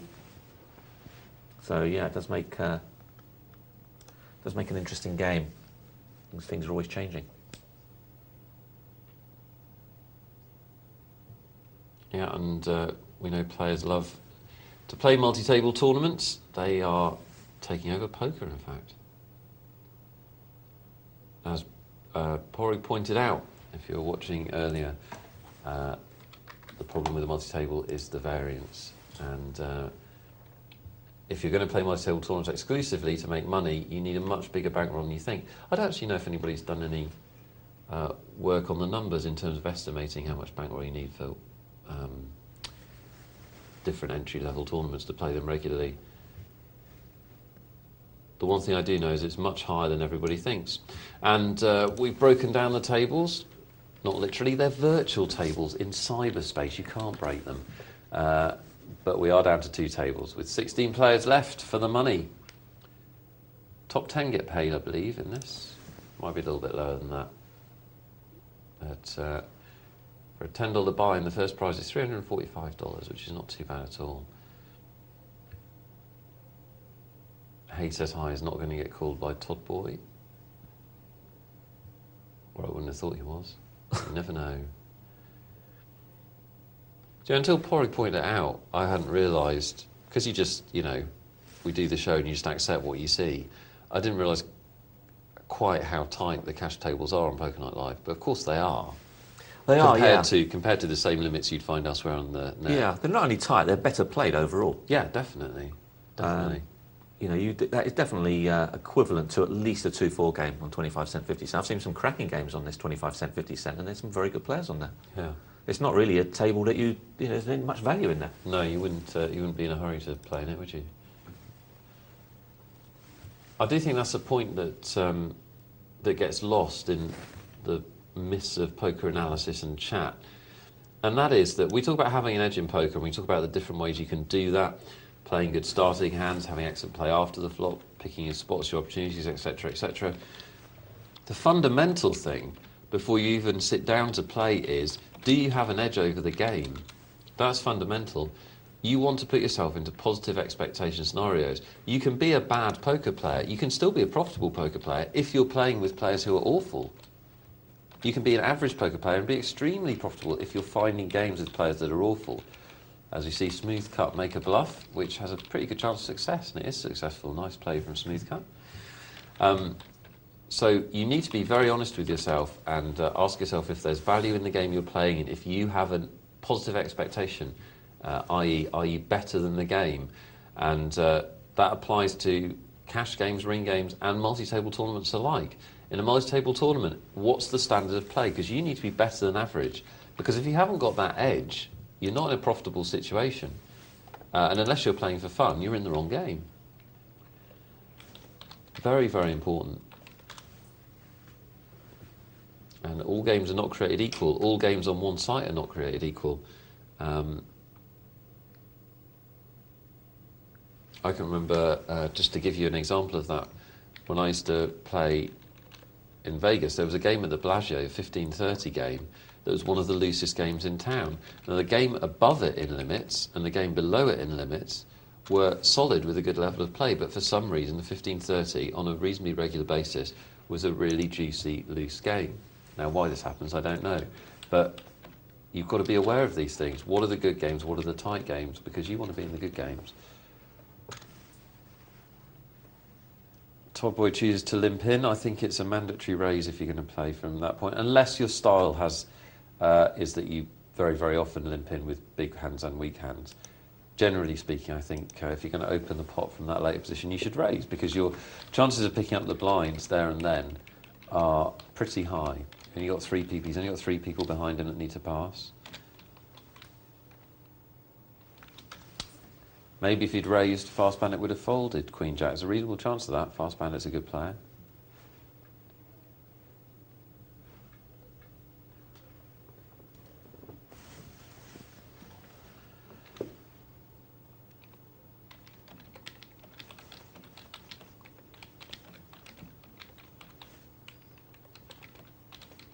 Freebie for Cooksey, and a stack that size, a big stack, will get you more than your fair share of freebies, because people quite rightly don't want to play against a stack that can break them.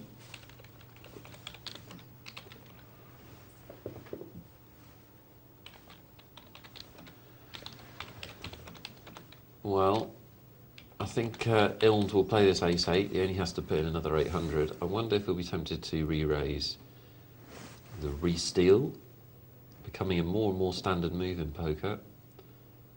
I think this is something Porrick said actually when he was here. There you go. And Jan Aegis God will probably throw it away. And no, it wasn't that expensive. Probably right to call actually. But Iln doubles through. But poker trends change, and as the game's got more aggressive, re-stealing has become more and more prevalent, and it's now a pretty standard play. You see it all of the time. I don't even know if that qualifies as a re-steal from Ilnd actually, because it was ace-8 and a reasonable hand. Pretty good chance he's re-raising with the best hand against a button stealer. Cheeky button stealer. You're watching to and listening to Poker Night Live. I'm Nick Wealthall. I'm here with Mark Banin. We're going to be here through till 2. And we're watching a multi-table tournament, which started off with 15 tables, is now down to 2. Getting to the exciting stages, the business end. Mark's currently playing against some of our viewers, and we'll be watching his game at 12 o'clock after that hour. So stay tuned for that, and do keep your texts and emails coming in, guys. That's why we're here, to improve your play, to share your anecdotes with the viewing audience, and to get your questions answered. Couldn't be easier to get in touch. All you got to do is go out and buy yourself a mobile phone and get a contract, and then use it to text us. Poker 84222 with your question. Or why not borrow somebody's computer with an internet connection? poker@pokernightlive.co.uk is how you get in touch. And we're seeing a lot of double the blind raises at this table. And we say when you're playing No Limit Hold'em, the standard opening raise is 3 times the big blind, something like that, because that gives unattractive odds to the big blind. It's exposing the minimum number of your chips while still asking a serious question. There are players that raise less than that as standard. Alan Goering is a very successful tournament player who only ever raises double the big blind.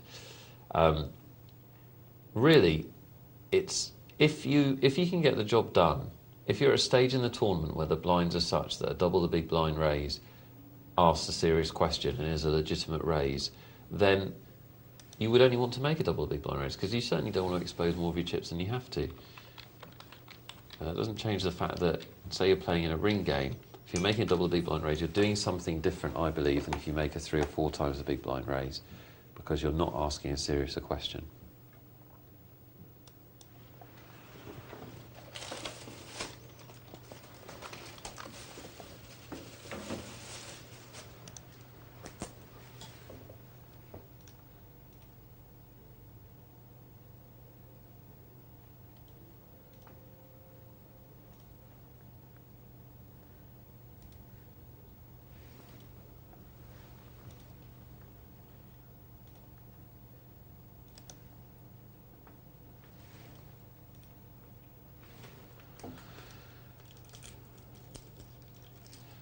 Ace-8 of diamonds for Iln. That's the second time he's had that in 4 or 5 hands.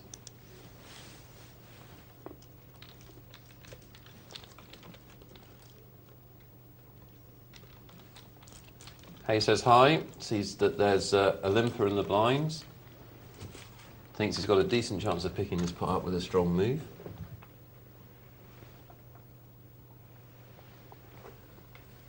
And he should do.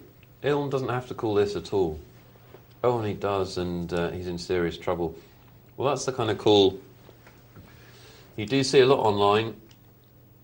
One of the adjustments I think you've got to make in your game if you're going to play a lot online and you're used to playing live is that people do call a lot more re-raises before the flop, in my experience. And Iln took a chance there, and he had a dominated hand, unfortunately for him. Multi-table tournament down to the last 2 tables. We're going to bring you as much of the closing stage as we can. Obviously, we'll bring you lots of the final table because that's the good stuff. That's the honey rifles, I think. Try out different meanings for honey rifles. Could be anything.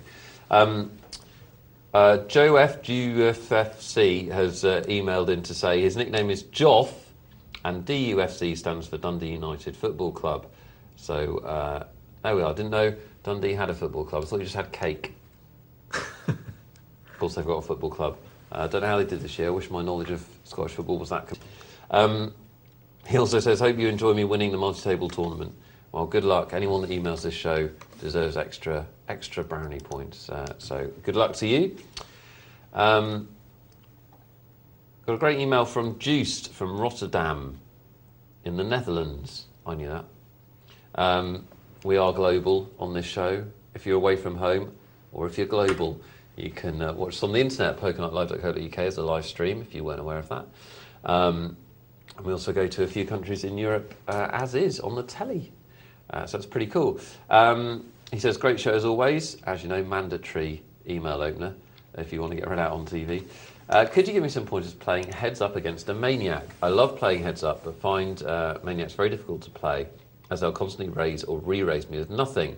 Besides the technical difficulty of playing against such a player, I find that when I take bad beats against them, I'm more affected than when I take good beats, take them against good players. I'm finding it hard to resist becoming a maniac myself. Maybe it's an ego thing, I don't know. I just find it difficult to lose a hand against bad players. Did you have any advice on how to improve on the psychological front? Thank you for the email, Juiced. I would commend you on your honesty. I think it's something that a lot of players have a problem with, which is taking beats from bad players, because they feel like, well, all the way up to the great Phil Hellmuth, that's when he gets very angry and on tilty and starts throwing chairs and stuff like that. And he is actually quite a placid bloke, Phil Hellmuth, by all accounts. Not that I've experienced him off the table, but he's apparently a really nice guy. He just doesn't like to lose, and he really doesn't like lose to bad players. So you're in good company. Let's deal with the heads-up question first. Playing heads-up against a Maniac is very difficult, because you know what? The Maniac probably isn't doing too much wrong. To give you an example in cold hard facts of that, this isn't my legwork. Chris Ferguson has done the legwork on this. He says that if a poor player is playing against an expert heads-up in no-limit hold'em, if the poor player goes all in every hand, he probably only has a 60-40 deficit against the expert player. So all he's doing is going all in every hand, basically playing like a maniac. Whereas if the poor player tries to use his skill to outplay the expert player, it can get all the way up to a 90%, 20% differential in favour of the expert player.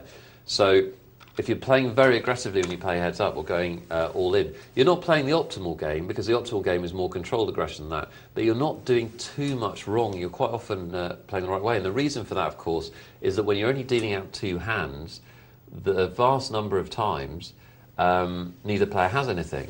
So the most aggressive person, the person that asks the question first, or asks the strongest question, because maybe somebody bets and somebody else comes over the top, is probably playing the best a lot of the time. So how do you play against a maniac? Well, really, the first thing you do is you get dealt a good hand. That's quality advice, isn't it? But plan A would be to wait for a good hand and then pounce. The problem that you'll have with that is it will depend if you've got enough time to do that. We'll see the final of the multi-table tournament later on. Very often there is enough time at the end of a multi-table. The one that we show does have a good structure where you've got enough time to wait out a maniac and then have a big hand. And by a big hand heads up, I'm talking about, you know, maybe a pair of sevens or bigger, maybe ace, 8 or 9 or bigger. You're going to have to take a chance. If he's moving all in all of the time, you are going to have to take a chance, because you've got no room for manoeuvre. If you don't have that time, then you're just going to have to gamble with a lesser holding. Basically, the strength of the hand that you should take him on with is kind of a sliding scale based on how much time you've got, which is based on the structure. But say you're at the end of one of our single table tournaments, which start off with 8-seaters, and you're playing the heads up, it's right to go all in most of the time at the end of those. So heads up is a very fast game, and it's frustrating. I spent too long on that section of the email, because the other section of the email is very interesting, which is about how to improve on the psychological front. Again, referring to what Porrig said earlier, he's absolutely right when he says he can't understand people complaining when they lose to bad players. I'm with him, I'm afraid, Juice. No offence to you, because, as I said, you share the problem with lots of players. But you want to play against bad players. I see this in chat boxes all the time on the internet, where somebody does something wrong, and people in chat boxes going, "Why did you do that, you idiot, you moron, you can't play," etc., etc. And I always jump in. It's the one thing that gets me wound up at a poker table. I don't understand. Do players want other players to play better against them? Because my opinion is that I'd rather play idiots. I'm out there, I understand that. So psychologically, I think you need to look at it that way, Juice. You need to understand that you want people to play badly against you.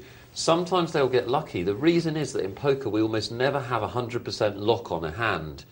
Very often in poker, a good situation will be, you know, maybe a 70-30 situation is a really good situation. That guy's got a 30% chance of winning the hand, and it's going to hit. It's part of the game, I'm afraid. In terms of how you work on it, I think it's reframing the problem and understanding that it's not about absolutes poker, it's about having the edge most of the time, and that will kick in for you. Winning definitely helps your psychological frame of mind. Trying to think about books for you. I'll have a think about that. If there's anything you could read that would help you. Zen and the Art of Poker is probably going to help you a bit. Okay, thank you, Juice. You've made me talk for a long time. Interesting email. Do keep them coming, guys. poker@pokerlive.co.uk. Mark is quietly progressing in impressive fashion. Well, we shall see. I'm impressed. Are you still in, aren't you? I'm still in, That's yeah. awesome. So is everyone else. Oh, really? No, so they are. Another tight beat the presenter table. We're going to look at his game at 12 o'clock. For now, let's take in a little bit of cash.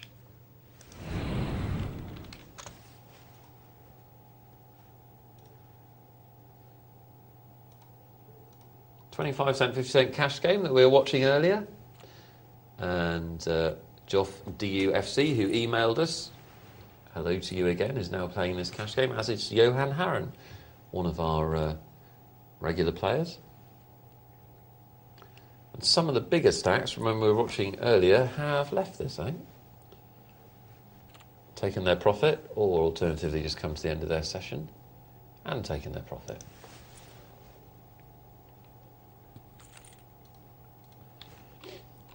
Reminding you that this is a game where you can sit down with up to $50, no more for your initial buy-in. So anyone around the table with more than $50 has made a profit for that buy-in anyway. And Porky will be looking to increase his profit with top two pair. He decides to raise, and Try-Your-Eyes now picked up a straight draw. And Porky's given him odds to hit it, which is a mistake. Porky should really have bet bigger there. Gave Try-Your-Eye an easy draw, a cheap draw. Didn't hit, and that'll be all she wrote for this one, I think.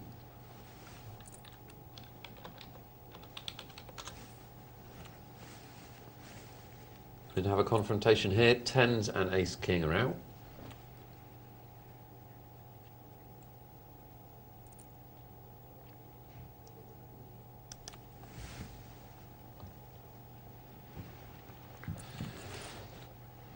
Joff DUFC just chooses to call there. A lot of players would have re-raised. But also a lot of players like to call with the Ace-King and see if it hits the flop and then take it from there.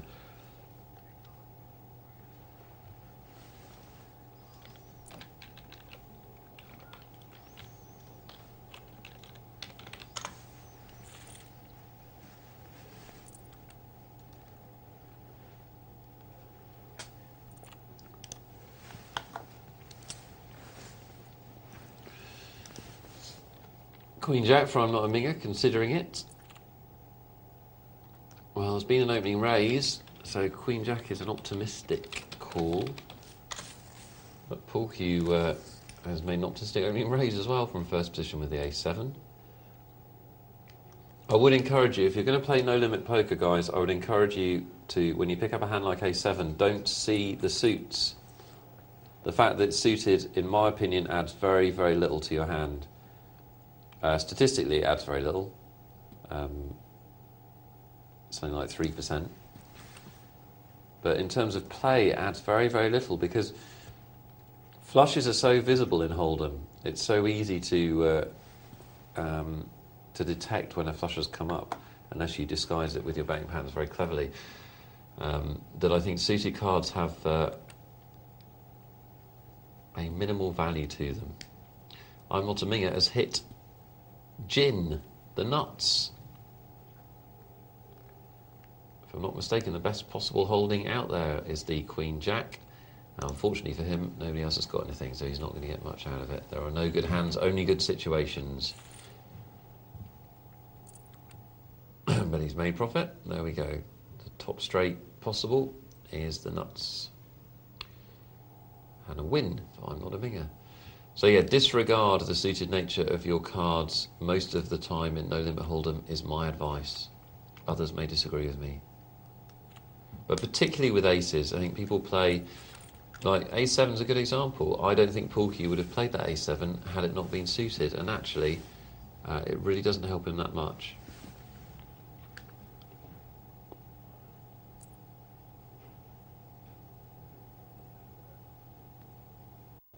Especially in a cash game, and especially in a tightish cash game, because it's going to be very, very difficult to get all of the cards out and have full value to hit your flush, because a good player will bet you out the hand. So unless you're prepared to make fancy moves with a draw, I don't think there's huge mileage in the suitedness of cards. What do you think, Mark? I think if it's an ace suited, it's a bit of a different proposition. Because when you're on a draw, at least in most cases, you're also on for at least an overcard to whatever pocket, to whatever pair they might be holding. So that helps the suitedness a little. That helps the suitedness a little bit when you're calling. But I don't like calling with I don't know 9-4 because it's suited or stuff like that. You know. My point is that I don't think it should make the difference between whether you play or not, and I think quite a lot of times it does, because we know that statistically it doesn't make much of a difference, because most of the time you're not going to make that flush. But also in the play, in no limit hold'em, you very rarely will get to the point where you can hit your flush, because you'll get out of the hand quite a lot of the time. Yeah. And when the flush card comes, it's so visible. If you're playing against bad players, it's different. But if you're playing against decent players, when the flush card comes, they won't pay you off anyway. Yeah, it really depends on a lot of things. I think it really depends on a couple of things. I mean, one of the things is your image that you've got at the table, because with flush draws, like you pointed out, you see, with straights, you're right. You have to, with straights, you can draw to your straights fairly. Most of the time, they won't see it. Well, they won't see it coming, so that's fine. With flushes, you can't really do it. You have to make your betting prior to you hitting them. And of course, if you're an aggressive player, then they might just take it away from you by going over the top. Right. Whereas if you're a tight player or considered a tight player, then that you might get away with it. Yeah. I mean, I was playing a cash game in Barcelona, and I was on a table. No one knew me really, and I was playing a very tight game. I was hardly playing hardly any hands at all. So I was considered by the majority of the table a tight player. I was on a big blind with, well, funny enough, 9-4 suited, and it got checked round. And I had a flush draw, so I re-raised the better. And pause your story. That's just a really interesting play that Johan Harren's made. He's got the overpair and he's check raised on the flop. Now, a lot of players would just bet out there, but he's decided to trap some money based on the fact that if Paul XFX has got two big cards, he'll likely bet and he can trap him. Sorry, you've got 9-4 on the button. Yeah, no, on the big blind. On the big blind. 9-4 suited, so I haven't got to put any more money in. So because I'm considered a tight player, I could get away with a check raise on my draw. And knowing, building the pot and obviously hoping to hit something. So the guy just decides to call, and obviously I hit my flush, and I get paid because of that. Right. But because he didn't put me on the flush, of course, I didn't make a weak bet looking like I'm scared of the extra club that's come down. And of course, at that point, he's now come over the top, and I get fully paid. But it does depend on your image as well, because if I had an aggressive image at that point, I don't think I can get away with that play. Yeah. Because he's just going to come right back over the top of me. And now, it's just a waste of time. So it does depend. And if you're considered a tight player, I think you can get away with it a lot more. If you're an aggressive player, then it is much harder to get paid on your flush draws, definitely. There's got to be some element of disguise, basically, hasn't there, in some way or other. Very quick question from Mikado. Does your A7 offsuit have a name? 8-7 offsuit? Your favourite hand, does it have a name? Yeah, it's sort of hovering around the Reaper. The Reaper? Yeah, because the 7 looks like a sort of one of those sickle things. Right. The long version, whatever that is. Is it because when you play it, you die? No, your opponents do. Your opponents you cut them down. I see. That all sounds a bit weird to me. If you've got a better name than the Reaper, poker@pokernightlive.co.uk is the address. Mark's still finishing up his Beat the Presenter, which we'll see in the next segment. We'll also see our usual mix of games, and we'll take lots more of your emails, so come back soon.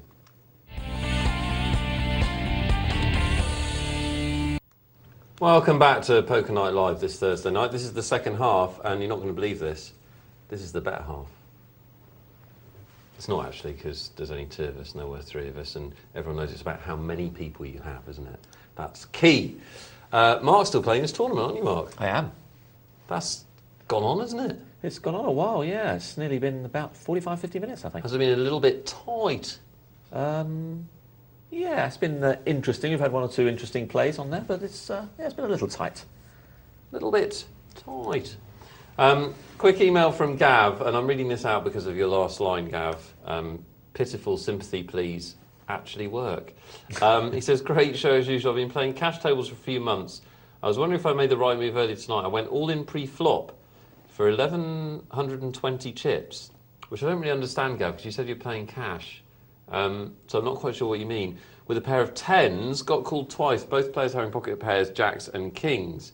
What are the chances of that happening? Well, reasonably remote. It's almost impossible for me or Mark to know whether you've done the right thing because you haven't said what the blinds were. That's crucial. Or if it's a tournament, what stage it was at, for in-game, etc., etc. If you've gone all in with a pair of tens and you've got lots of chips in relation to the blinds, then that's not the right thing to do, in my opinion. The reason being you'll only get called when somebody's got a very big hand. So I wouldn't recommend doing that. If you've gone all in and you've got between about one big blind and, let's say, 8 big blinds, you probably have done the right thing. And you've just been unlucky to run into 2 big hands, I would say. So it really depends on the situation all the time. But the last line is, please read this as I watch every night. Cheers. How can I God bless you for being a trooper and watching every night. Yeah, it's good, isn't it? Yeah, he's up there with my mum. That's only when you're on. Or is it when everyone else is on? Are there other nights? Sorry? Are there other nights? There are, yeah. Yeah, about 6 of them. Weird. Gav, thank you for your email. Guys, keep the emails coming in. poker@pokernightlive.co.uk is the address. You can also text us 84222. Do get in touch. We've got 2 more hours on air, so we've got lots and lots of time to answer your questions, your queries, share your anecdotes with a grateful nation. Let's get back to our multi-table tournament, shall we? We're at the business end. The final table awaits. There it is, and the Dundee United fan, Joff the UFC, who predicted victory, could still fulfil that prediction. There he is in seat 1, watching him earlier. Poker Mail, which is not something I enjoy, but many do, is our big stack. And Trevor comes over the top with queens for the minimum re-raise. It took me a bit of time to get that one. it was quite poor, wasn't it? And a nice flop for a pair of queens. Don't think he's getting any business now. He doesn't, but he'll take that down gratefully.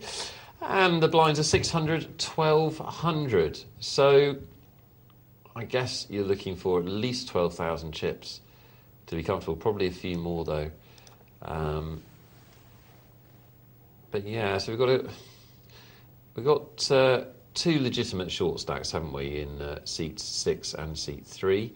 And Joff will not be too comfortable with 13,000 chips, but at the same time, he doesn't need to completely press the panic button yet.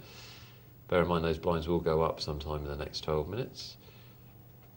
But a big variety of stacks, so lots of different concerns to the players. Smooth Cut will probably call this, and if he does, Jan will not like the result because she or he is in trouble.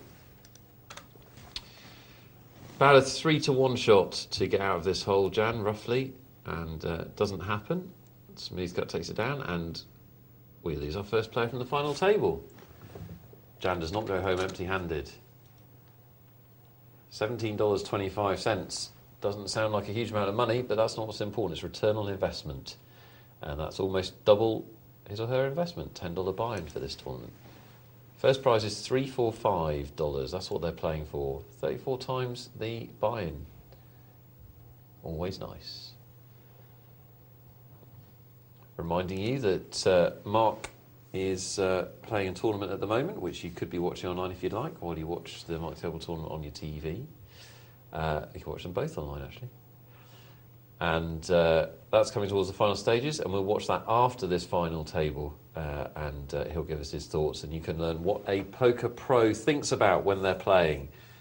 Well, you can learn what a poker pro thinks about in relation to poker when they're playing.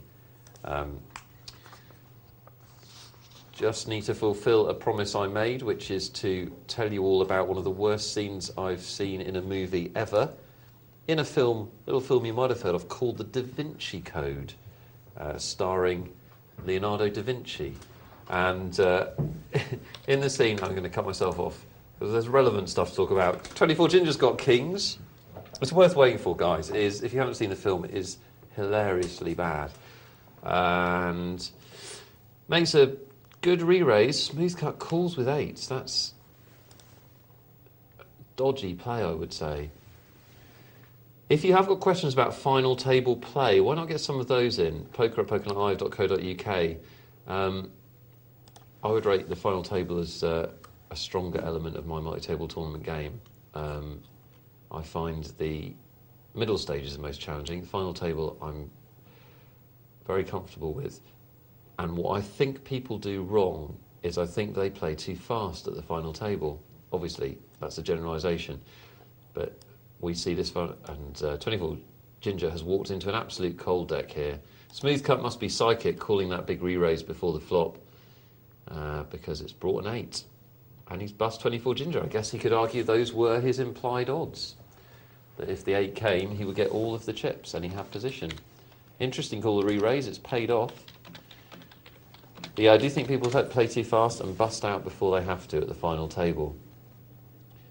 I actually played a final table, was it last week, online? And came to the final table as the shortest stack. Only actually had 5 big blinds left. And ended up finishing third and didn't do very much at all. I actually sat there. I stole the blinds, I think, on the second hand of the final table, which gave me, there was an ante, so that gave me 8 big blinds. And I sat there for a round and a half, and 4 people bust out, and I'd gone from 10th to 6th or 10th to 5th without doing anything. And it is worth having a look at the final table, because if players are going to do that and play fast and make mistakes, then you've got equity just by sitting still sometimes.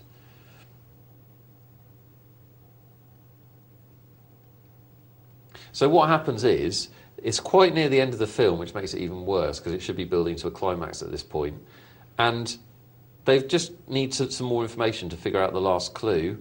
And Tom Hanks says the line, and I'm pretty sure this is the first and last time this has ever been said in a Hollywood thriller, quick, I need to get to a library. That's not very exciting, is it? Cut to, this is absolutely true, cut to, from him saying, quick, I need to get to the library, cut to him and the heroine on a double-decker bus with Tom Hanks looking at the bus map, and his next line is, how long is it to Chelsea Library, whatever that is? And she goes, half an hour, and he goes, we'll never get there in time. Then she goes, hold on right there. There's a man using a mobile phone at the back of the bus. This is all true, at the back of the bus. And he goes, what are you doing? And she goes, I'm getting you a library card. Goes to get the phone, and they look, and we see them do an internet search on his phone to get the information they need. What's that all about? Why not show them having their lunch and going to the toilet and, you know, reading the paper? That's not a film. I was laughing at the time. Very entertaining. And I'm afraid Joff's prediction has not come true, because he has run into an absolute monster. What a horrible thing to happen at a final table. Condolences, Joff. Fours slightly overtaken by quad jacks. Goodness me. Well, that's the other thing about final tables. If you run into a monster, you run into a monster. I do think you should try and play without fear at the final table. I don't mean play fast, I just mean play with confidence. And if you hit a big hand, if you run into a big hand, that's just poker, I'm afraid, Joff. Well played, though. He does finish 6th, and he does pick up $74.75, which is enough to go to and see the Da Vinci Code and take a friend and have a laugh at one of the best comedies I've seen in recent years. And you don't get to see Jesus. That was a lie as well. Oh. I thought that was part of it. Poker Malk makes a move at this pot.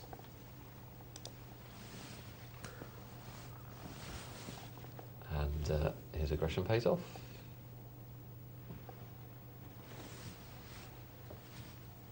I'm back with you, Nick. The tournament has ended. The tournament has ended. Well, we will get to see that after this final table. So stay tuned for that and Mark's analysis of his own play. Tell you what you can do, Mark. You can commentate on the final table so that I can eat this piece of chocolate cake that's been sitting here for 10 minutes. Driving me mad. Do you know, we're still waiting to break our cake duck, guys. Casper and I used to ask every show for somebody to send in cake like they do on the cricket. And it still hasn't happened a year in. You could be the person to break the Poker Night Live presenters receiving cake like they do on the cricket duck. Even a Mr. Kipling is fine, to be honest. It's all good. Poke 'em out, trying to nick these blinds. Todd Boy wants to play with his ace-6, and everyone's playing now. Poke 'em out's got the best hand, even though he was stealing.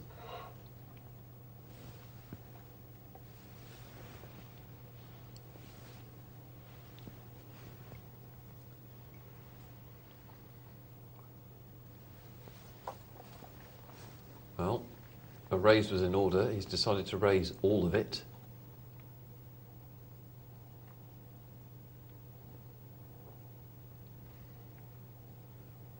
That's the thing you see on the internet. I still think much more than live, isn't it, Mark? The use of all-in bets just happens more on the internet in multi-table tournaments than it does. Yeah, live. well, I think they can always jump onto another one, can't they? That's the thing. Right. So yeah, yeah. there's always a consideration, whereas you do that live and you're off home.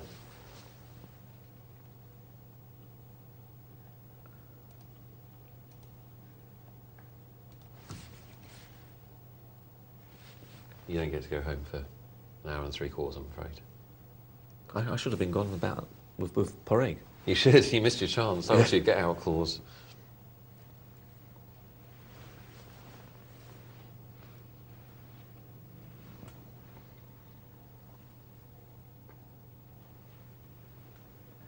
So let's have a look what we've got here. This is the final table, I believe, Nick, is that right? Yeah, we're down to 5. Okay, so down to 5 indeed. And let's have a little look what the blinds are. 16, okay, so no one's in really terrible trouble at the moment, although Baskerville might be.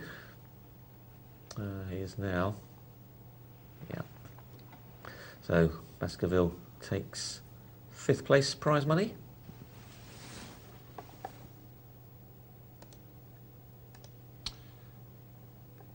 Down to 4 all of a sudden, and it has happened quickly, as it seems to quite often when we show our final table. Yeah, $92 going Baskerville's way.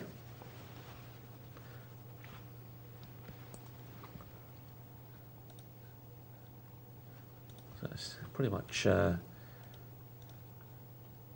Boy's got a bit of work to do to catch up, but he's still got 10 times a big blind. He's not totally out of it yet. That was a hard raise to understand from Poker Milk, wasn't it? Up to raise it to 16,000 on the button with queens, unless I was being blind. Was it 6,000? I missed it, so I was looking at the let's prize money. let's give him the benefit of the doubt and saying that I'm both blind and incompetent. It was 6,000. Maybe he's had Otherwise some bad it's experience with queens. Maybe. I mean, you know, how do you feel about them? You've had one or two experiences as well, haven't you? All good, all good. In my poker But career... what about the poker? Let's, keep it friendly. In my poker career, I've definitely have a statistical blip with queens, and I've flopped sets with queens far more than I mathematically should have done. You've been counting? Yeah. Yeah, I can remember every hand I've played. Smooth cut with an interesting little hand. Ace-8 on the cut-off, only 3 players behind him. And he likes making a... He's almost saying that he wants to lose it by just rounding himself off to 50,000. Let's see if anyone picks up on that.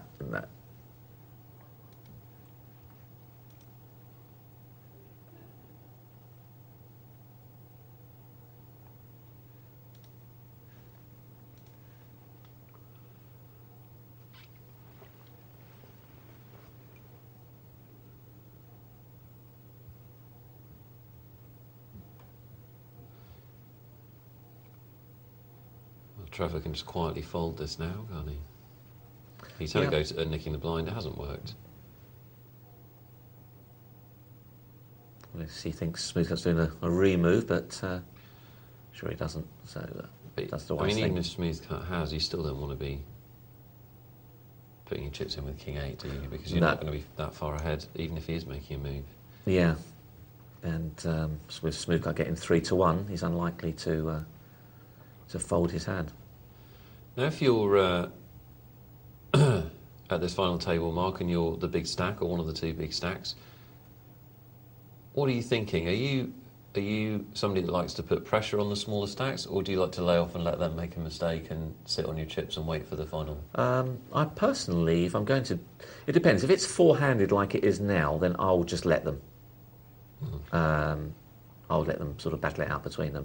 If it's three-handed, then I like to get a bit more involved. But I tend not to put a lot of pressure on the guys in this situation, unless I think they're scared of either going out, missing out on the money, missing out on a big increase, or if I just obviously pick up that people are just hanging in, then that's a different story. If you detect some weakness. Yeah, if I detect that people are trying to hang in there and that's what their aim is, then I'll quite happily put the pressure on the likes of Trevor, I'd rather pick on Trevor than Todd Boy, purely because of the stack. He's not going to want to go out before Todd Boy, and he's not in that much trouble, whereas Todd Boy might feel, okay, I'm last anyway, let's gamble with this particular hand.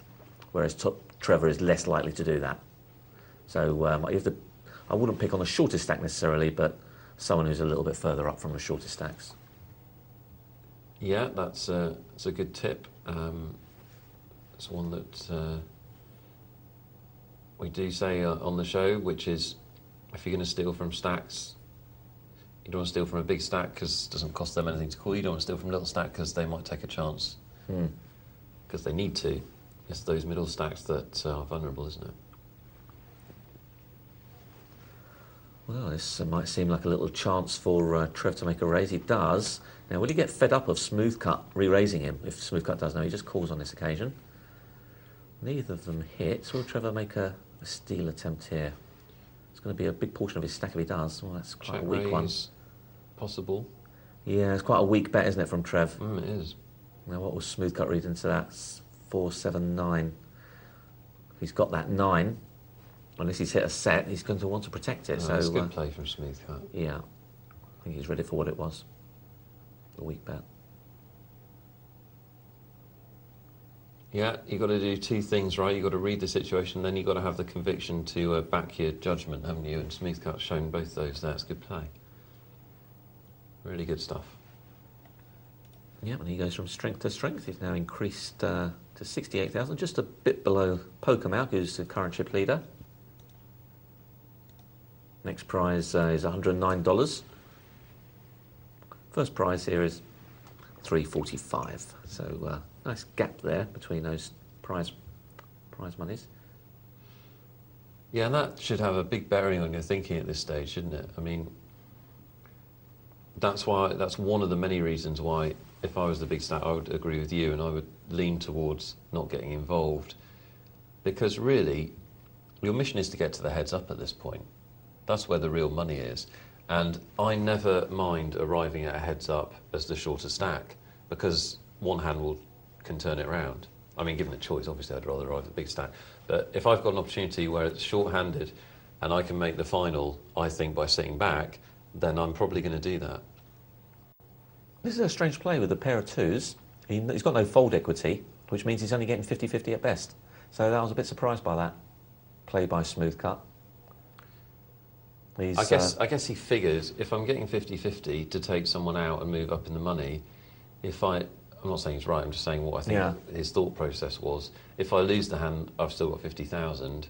If I win the hand, I've suddenly made, whatever it is, whatever the money is. I think the problem is that he's given a lot of equity now to the prize money into Trevor. He has, yeah. And I didn't think he needed to make that move, not with twos anyway. Where it's, at best you're 50-50, that's the problem. You can never be any better, and of course you could be much worse. So if he had, it's horrible, anything, isn't it, really? Yeah, and any other hand, really. So, yeah, and I think that's another reason why if I'm one of the bigger stacks, I'm going to be not cautious, but I'm going to pick my moments when I get involved, because if you do lose a hand, suddenly a short stack isn't a short stack anymore, and your whole tournament dynamics changed, and your position is nowhere near as good as it was. No, that's right. You don't double them up unnecessarily. If they want to try and nick your blind, sometimes as the big stack, you should just let them take your blind, because that blind is not going to make the difference between them being a short stack and not. But doubling them up may well do. We had a free roll there for Trevor. He had a club, but it didn't come, so we split it up. Yeah, no, absolutely. And I think the point here is between just looking at the prize money, 109 for fourth, 143 for third. Not a lot of difference between the two. Yeah, second is 230, and first is obviously a whopping 345. So I think Todd Boy, not so much Trevor now, but certainly Todd Boy should be really looking to double up and gamble.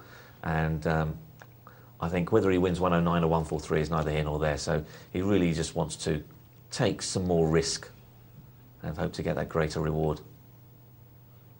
You might feel this is Absolutely. it. Let's have a look.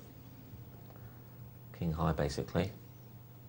And he does. He decides that this is the hand. He's left himself 2,000 for a rainy big blind. Yeah. Smooth cut, I don't think he's going to fold, is he? You see, now this is the problem, Nick. Smooth cut, who gave those chips to Trevor, is a bit more meaningful, that extra 8,000-9,000 to him. Yeah.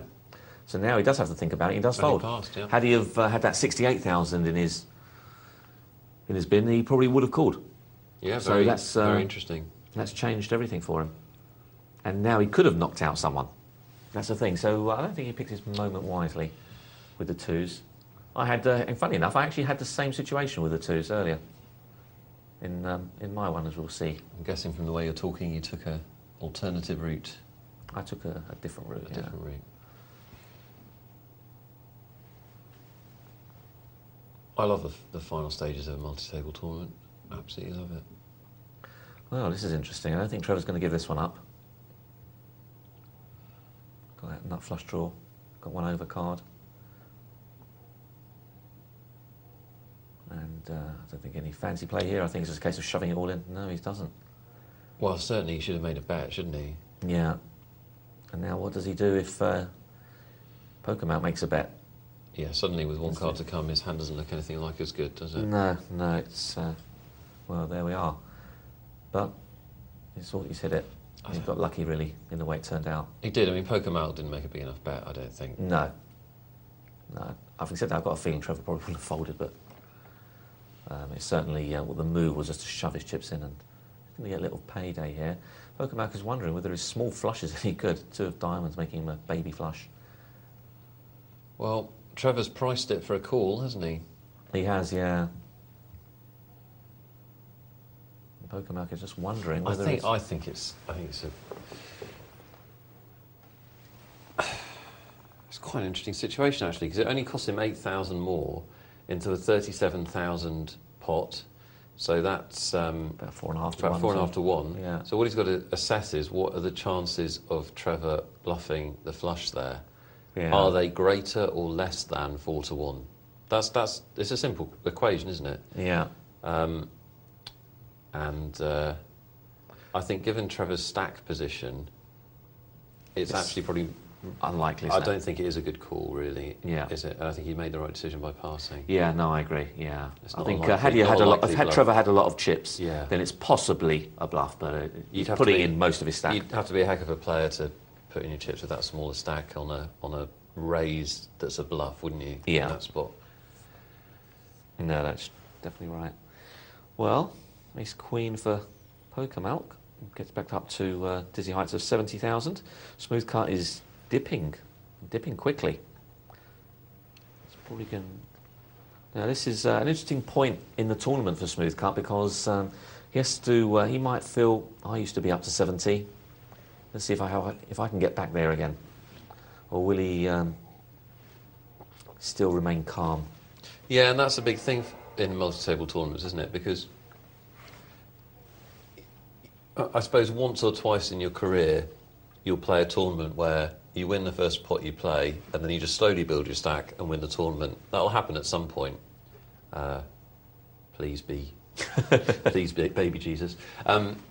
But most of the time, you'll go through ups and downs, and the good multi-table tournament players can just judge every situation based on that situation with no reference to whether they're, as you say, in the middle of a great run or in the middle of a bad run. Something that I have to work on in my game, I constantly have to work on it, is when I've had a good run, say I've stolen the blinds a couple of times in a row, or say I've won a couple of spots, I have to rein myself in, because I then push it too far. I do, and I know it's a hole in my game. It's not a big hole. It used to be more of a leak, but it is a case of judging each hand on its merits and based on how many chips you've got, not based on anything else. Well, having said that, obviously, your history is important in terms of your I've heard the counter to that, though. You know, I've heard a lot of players. You know, I was. I can't remember. I think this was in Australia, where they had when I was in Australia, and they had a conference there. Not a conference, but part of the Aussie Millions. Yeah. And they had a few guest speakers in a room, and you just turned up there basically. And Phil Helmers was one, and he was talking about how in one particular tournament he played, where he raised something like 16 times in a row. Yeah. Without anyone calling him, and he built up so many chips. He's Phil Helmuth. But I've heard other people talk about the same sort of things. Yeah. No, I'm not. No. Well, let me clarify, because I understand what you're saying. You definitely have to take into account your image at the table, and whether, if you've won the last 3 hands, if that makes it more likely you'll win this one because people are afraid of you, then obviously that's cool. You have to take that into account. All I'm saying is you want to make the best decision based on all the factors, of which that's one. But what you don't want to do is there's the example you used is better, which is you've just lost a big pot, you've just lost a lot of chips. You don't want to allow that to affect your decision making. That's the key, isn't it? Yeah, that is very important. What I'm saying is that bizarrely, that has never been a problem for me. Even when I started out at poker, I've always been able to take bad beats. I actually have the opposite problem in that I don't play big stacks as well as I play medium and short stacks. Oh, that's interesting. And you're just too aggressive. I become too aggressive, yeah. But at least I know it and I can admit it to myself. Did it today, actually. Aces for Trevor. I just think it's a very fine line when you've got a lot of chips in a tournament between using the power of that stack, which you should definitely do because it's an advantage, and getting involved where you don't have to get involved and turning that big stack into a medium one again. That is a fine line, I think. It is a very fine line, and I think you've got to pick your moments rather than people think you just go on a rampage now, and a lot of people think that that's the right way to play, but it isn't. I think it just gives you a few more opportunities, but there's still, you've got to search out those opportunities rather than just believe that the opportunities are on every single hand to do it. Yeah, that's exactly it. It is picking your spots. So Todd Boy, he's got the hand he's been waiting for. He's down to 9,000. And what was he doing here, Nick? Look. He thinks, well, he's taking a risk. I mean, this is a risk playing it the way he's played it. And he's got away with it. Yeah, I think it's a mistake, to be honest. Yeah. I think it's not that big a hand that you can... No, that's right. You can afford to do that against 2 players, but it's worked out okay for him. He's managed to get... Well, basically, all he's managed to do is get himself an extra 1,000 from Trevor's small blind. But who knows? Maybe Smooth Cut may have decided to call him with a Queen-6. Unlikely, I think. Queen-6 suited, but you never know. Might have had a love affair with that hand. I think it's actually an even bigger mistake because it's Ace-King, what we were talking about before, in that Ace-King wants to see all of the cards to get its value. If he misses with Ace-King and somebody bets into him... Or puts them all in, does he really want to call? Suddenly he's in a horrible position. You know, you want to take that out of the situation and just shove your chips in, Top Boy. Well, Smooth Cut made a play. Well, Smooth Cut, I think, is a good player, and I think he makes some good moves. I think, again, it's the fine line, isn't it? He's now got less chip power than he had. And as your chip power reduces, it's a graph, I think. As you've got less chip power in terms of the blinds, you should make less moves in terms of that kind of move, because you don't have the chips to waste, basically, if it goes wrong. And also, of course, your stack isn't intimidating. I thought he probably felt to himself that he's probably got the best hand there with the second pair top kicker. Yeah, and he had to put out a bet, otherwise... Yeah, I was making what is quite a good general point that actually wasn't happening on the table. Okay. Wasn't I? Because actually he was just betting what he thought was the best hand. Yeah, he only had one overcard to him, and that was a jack. And a little bit unfortunate that PokerMac actually had that jack. I don't want to criticise... But he soon found out. I don't want to criticise Smooth Cut much anyway, because I think I've been impressed by his play. The twos I thought was a weird move, like you did. But he's Yeah, I think he's made a couple of very good moves. But by the same as well. token, you see, he based it, I think, a little bit like you mentioned on pot odds, and I don't think really pot odds came into it at that point, because part of playing tournament poker is, whilst the odds are important, certainly not as important as they are in cash games, and you do have to have a certain level of chip stack to maintain and survive with. Yeah. Which obviously isn't that important in cash games, but certainly in tournaments you need to have a certain level, because you can't dip your hand back in your pocket. Well, you'll like this hand. He will. Now, he might get paid here by PokerMalk, who'll probably put out a bet and then feel he's committed to the pot. Let's have a look. Yeah, 10. And then he might, PokerMalk might think that Smoothcut's just frustrated with the previous hand. So you might think that he's making a remove on him, and hence he might call him. Potentially looks like a great read from Mr. Banin. Let's see. Now, you see, I would fold that.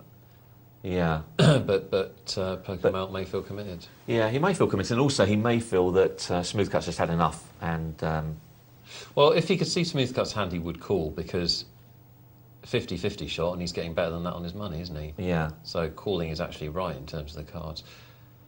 Well, how things change. Look, he's now chip leader against Smoothcut. Oh no, he's not. Trevor, in fact, who was down in the doldrums just a few hands earlier. He's now he's chip leader. Welcome to the No Limit final table. Yeah, everything changed. Everything changes. That's why you need to be so... that's why playing final tables is so exciting, because you need to be focused, because it can all change so quickly. Yeah, the dynamics are continuously changing. They are. And I love it. The worst thing about multi-table tournaments is that you don't get to play final tables enough, in my opinion, because they're great. They're great. You know, it's poker at its purest, isn't it? It's yeah, all especially about in tournaments judgment. like this, when you've got so much play. Yeah. It's nice, yeah. They can make mistakes, and OK, chip leads might change, but you're not knocked out. And in a lot of cases in these multi-tables, you make a mistake and, you know, you can wave goodbye. And you should have... it still hasn't caught on. There's tiers, it's called. It's the letters stand for the words, and I don't know what the words are. But it's a different way of structuring a tournament, and it's flatter at the end. And I think that you should have play at a final table. If people have got to a final table, you know, they've gone through, they've waded through anything from, you know, 80 players to maybe hundreds or thousands of players. If you're playing in a tournament at your local club where the structure dictates that the end is a crapshoot, then you should talk to the room manager, because there should be play at the final table, I think. Yeah. It's not right that you work through the entire tournament. It's the bit where the money's actually decided, and it's a lottery with massive blinds compared to chip stacks. You know, if anything, there's an argument for blinds being wound back a bit, I think. Yeah. Yeah, well, a lot of places do that now, don't they? A lot of places do wind down the blinds. Yeah, and I think that's right. Just, you know, obviously people have played a long time to get there, but also it is where the money's decided. And it should be decided on skill. It shouldn't be decided on, you know, an all-in every hand because the blinds are so big. Do get in touch, guys. Emails are coming through. We've still got plenty of time for more, and we choose on quality, not on the order they're received. So you've still got lots of chance to get yours read out and dealt with live on air tonight. Poker.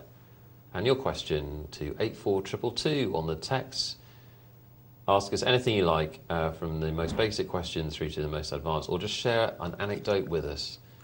We are up for everything. Poker@pokernightlive.co.uk. It's how you do it. Kings for smooth cuts.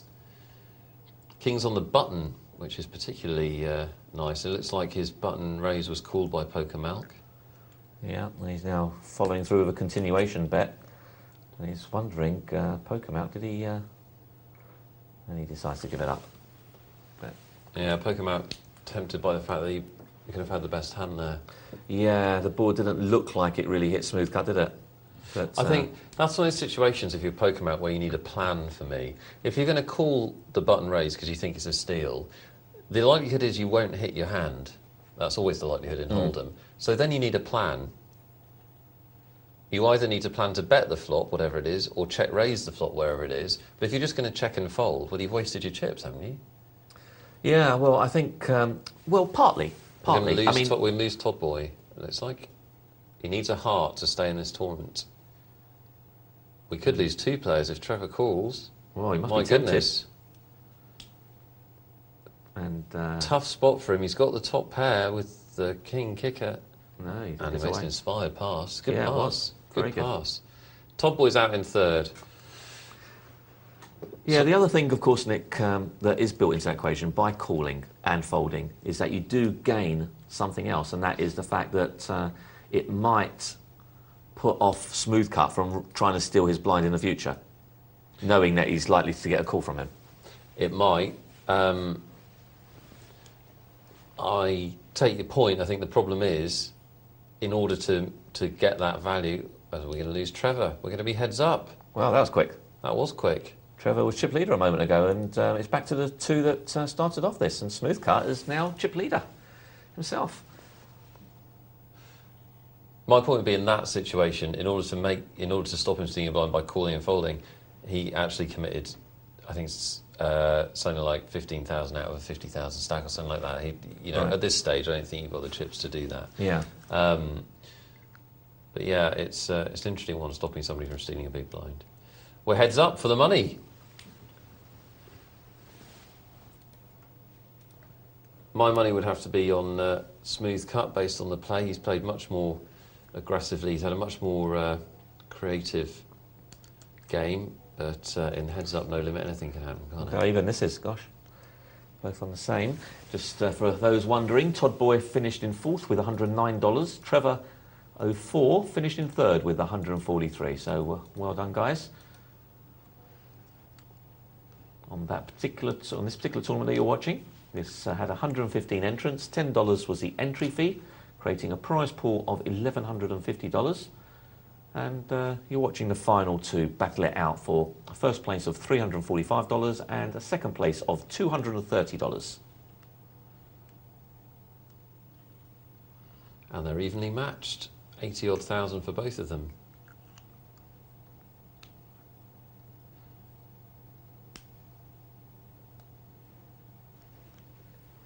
So 80,000 and lots of play here. They've got just a little under 30 times a big blind each. So very nice indeed when you heads up. You recently played in a big heads-up tournament in Barcelona, Mark. What chips did you get, and what were the levels? Yeah, the blinds were a little bit different. I played it I played it the last couple of years, but 2 years ago there was a little bit more play. I felt I can't remember what the blinds were a couple of years ago, but it certainly seemed to be more play. Or it felt that like there was more play. This year the blinds you got 20,000 in chips, and the blinds kicked off at 100, 200. So you had 100 times a big blind, but the clock was shorter. It was only. Well, I say only, it was a 30-minute clock. Right. So... which is obviously, I mean, it's a big event, but that is actually quite a lot of time for a heads-up match, isn't it? I would say. You want even longer. I want longer, yeah. I felt it was, because it was, where I played it, there was only 3 levels of play, and each level was an hour. Here there was 6 levels. Through here. He re-raised before the flop to try and win it there and there with 2-3. Can he fire the second barrel? Well, he can. A bit weak, but a little bit weak, but the bet was enough. Yeah. Sorry.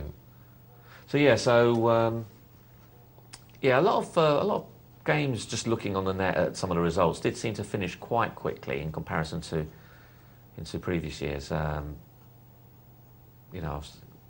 by the same token, it was improvement on last year, but I think not as good as in 2004 or 2003 or 2002 for that matter. Well, Smooth Cut's got a bit of an advantage here, and as we know with a heads-up match, this could go on for several minutes, or it could end on the next hand. That's the continual excitement. If both players either get dealt a big hand or hit a big hand on the flop, most players are ready to commit their chips when they're playing heads-up.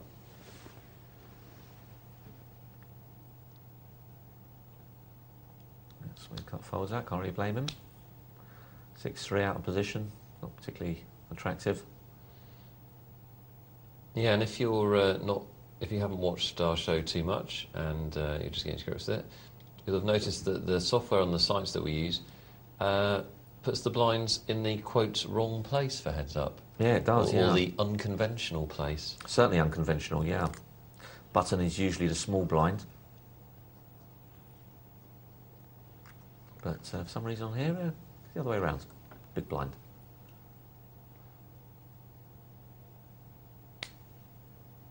Even less incentive Just to putting, play when you're off the button. Just putting things to a traditional sense. Is it the correct way of playing, do you think? Well, it's always confused me because small blind in normal play is first off the button.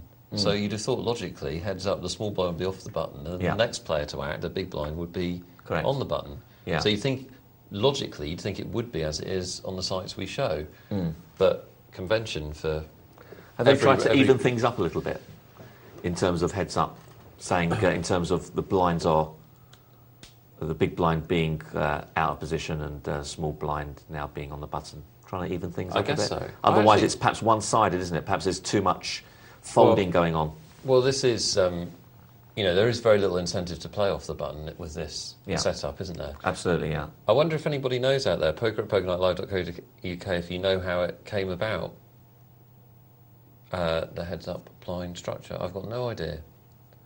All I knew is that I'd never seen, you know, fortunate enough to play poker in a lot of different rooms in different countries, until I started commenting on this show. I'd never seen it that way around. No, I've never seen it. Not once. So there you are. A curio. Well, this is a bit of a battle going on here. And what's Pokermount going to do now? He gives up his Jack-2. Don't blame him for that. And Ace-10, Smoothcut was pretty convinced his Ace-10 was best there. Bit of a nothing hand for Pokermount, but he's got... he might have a little look with his suited... Well, with his connectors, rather. And he does. Smoothcut. Just decides to check it. Well, is it what he believes is the best hand? And he's probably correct. And he's taking the chip lead again. Yeah. They're wrestling sort of for this 90,000 chip lead, aren't they?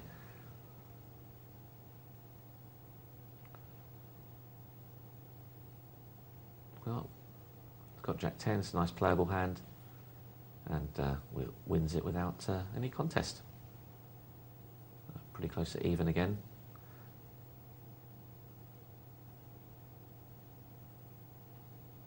Pokermount might have thought he wanted to have a little peel at a flop with that. Certainly afford to do so. Well, 3 hours or so of play, 100 and something opponents, and our last two are almost dead level.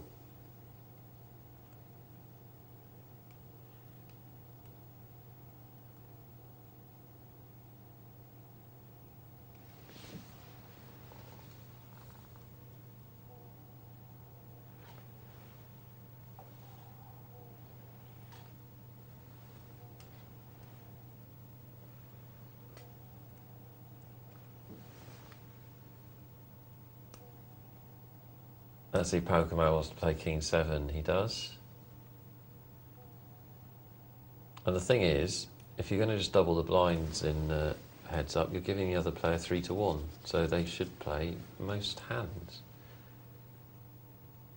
Doesn't mean you can't just double the blinds, but be aware of what you're doing. If you are doubling the blinds, you're giving them odds. Smoothcut's got top pair. He thinks that's the best hand. He makes the big move. And we can see that he's right. And he's going to take this one away from Pokermount.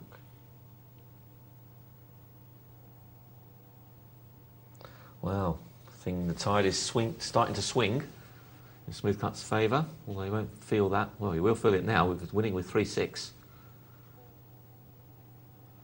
And they've played heads up now for a while. Have played quite a few hands together, so they should start to feel each other out and have felt each other out and got a good idea of how the other one plays. There's not been a lot of raising pre-flop, so they might start wanting to start doing that a little bit more, for one of them anyway. Probably Smoothcut would be his best option to do it, as he's got the dominating chip position. Start putting Pokermount under a little bit of pressure. But if he feels he can outplay him on the flop, that's good too. Oh, very crafty there from Pokermount.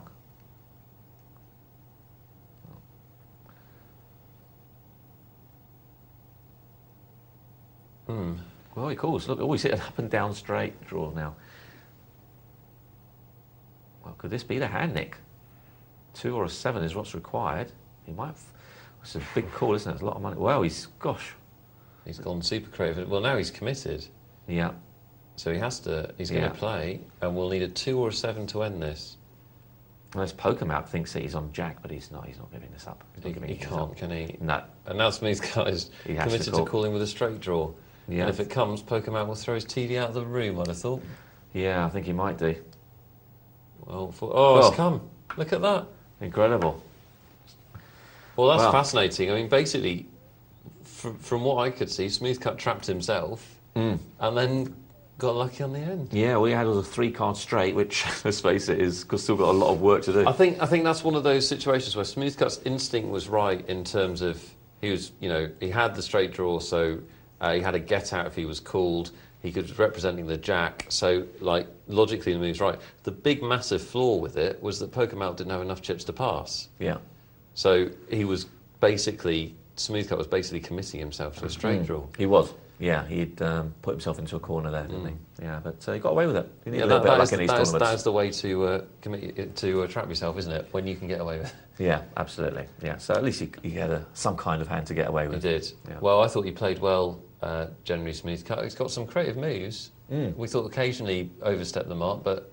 Yeah, I didn't really see him put a foot wrong, apart from the 2s and maybe that one at the end, which won him it. The interesting thing is, the 2s and the one at the end had the same thing in common, which is he hadn't, I don't think, I mean, maybe Smooth Cut, you'll correct us, I don't think he paid enough attention to how many chips his opponent had.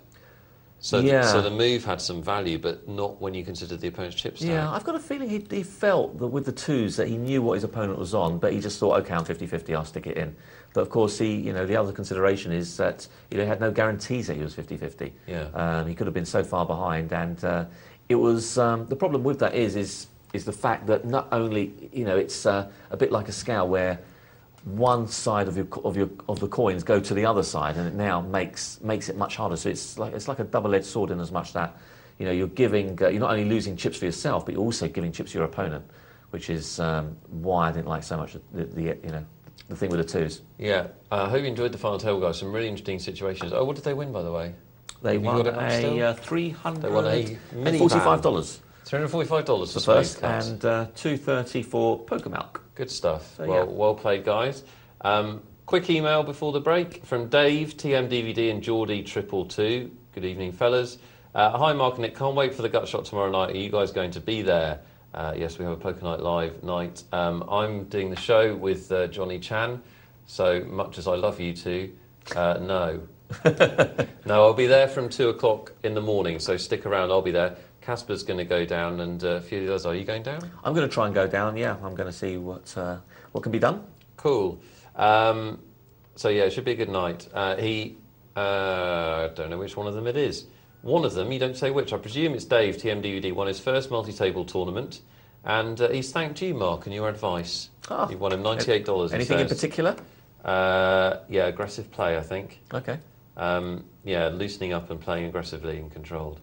But he's saying that you won him $98, so what percentage do you want?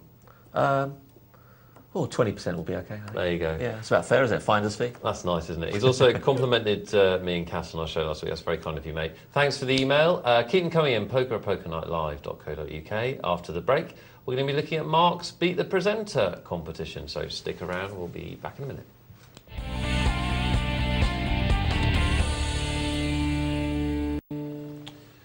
Welcome back, boys and girls. This is Thursday's Poker Night Live, now Friday morning. The weekend's almost upon us. It is. Score.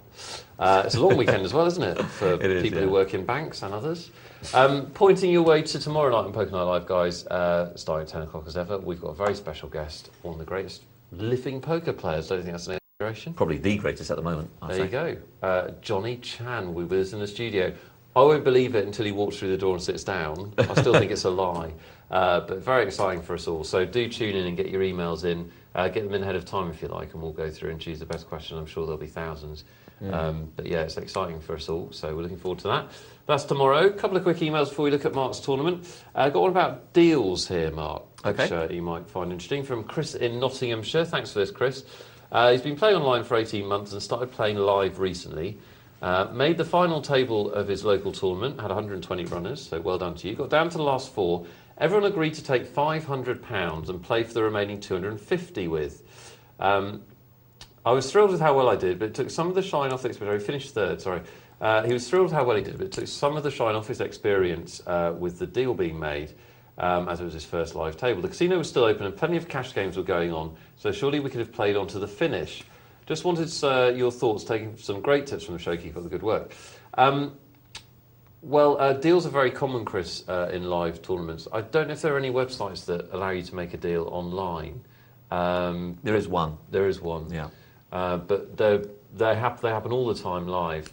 And it's just a private arrangement between the players. And the reason that they're usually made is to eliminate risk, because the blinds get very big, and short-handed poker, there is a higher luck factor than a ring game, and people have battled hard to get to that point, so they want to eliminate the risk.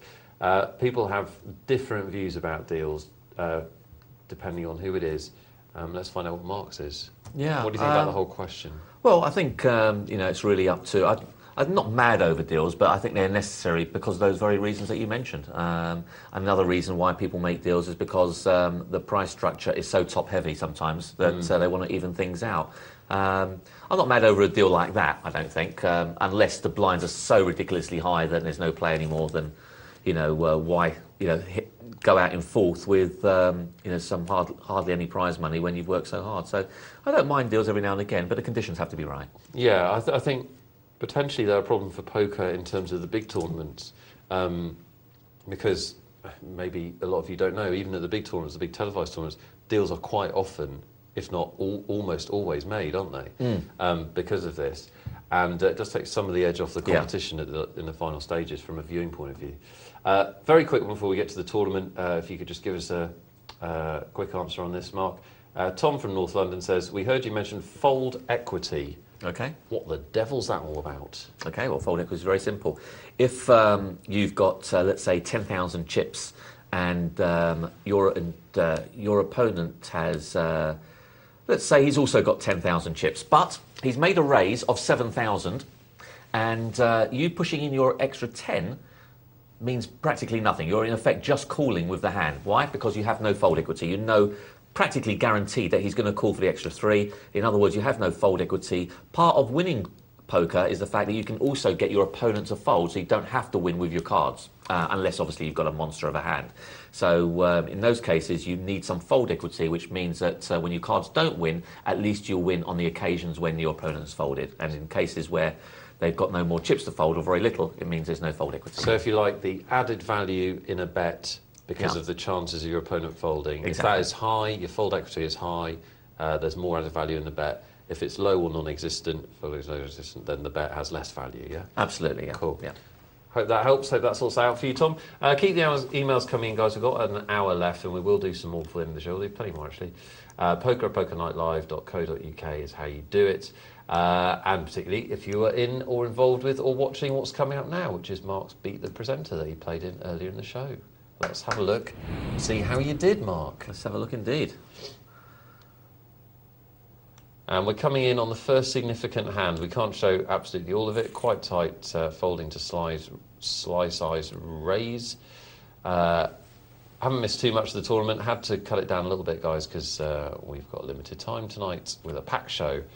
Blinds at 2040, so we're in the second blind level. And this is the longer sit and go structure that so we've had at least 12 hands here. I've obviously won one or two. I can't remember how or what. But you're in profit, that's what we care about. I'm in profit, yeah. I've won So looking something. at the lineup, were you familiar with any of the people you're playing against? Not really in terms of playing styles, no. Obviously I'm aware of the names, but of course we see so many names here, it's not something I always I must remember. I don't always remember how their style is. I just try and analyse it as it is on that particular moment. Well, we've got an interesting little bet from RoboScrew. He's getting a bit carried away with his deuce 7. Oh, he's check raised, and he's got him off the king queen. Pair. Gosh. Well, it's interesting. You wonder if there's a bit of history to that. If RoboSquirrel knows that Slice I will pass to check raise or something like that, because that was quite a fold there. It was quite a fold. So it's folded around to me. I can't remember if I do anything here with deuce 4.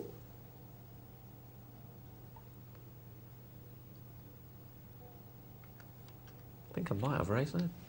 I did it once or twice, but wasn't not on that occasion.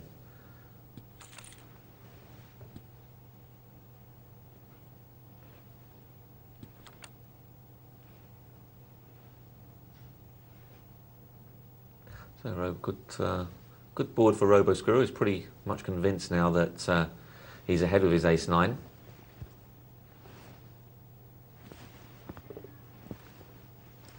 So the Phantom's on a draw, and he puts out a little bet to try and add a little bit more value into that. And that's an excellent card for Robo Squirrel. He's pretty convinced now that his ace will be winning. If Phantom had a 3 in his hand, then that's now been nullified.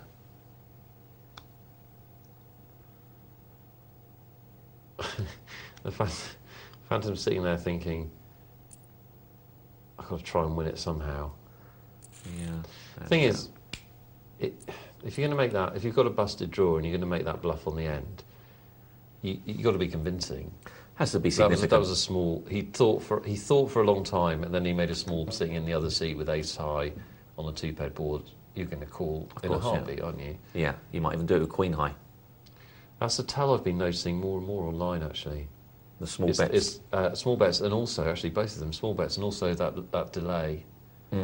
Very, very often, if you see a delay, it's difficult because sometimes players delay when they've got a massive hand and they're figuring out how to play it. But if for whatever reason you don't suspect a massive hand, that delay very, very often, I think, means they're working out whether to bluff or not. Yeah.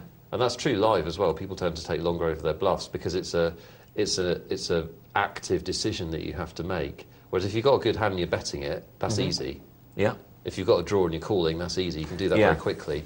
Bluffing, you need to think about.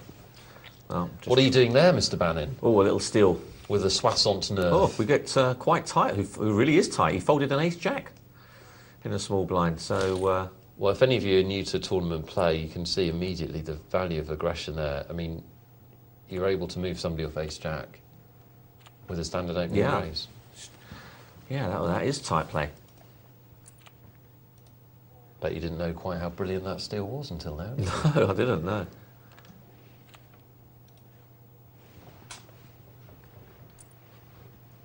So, slice size, got the aces.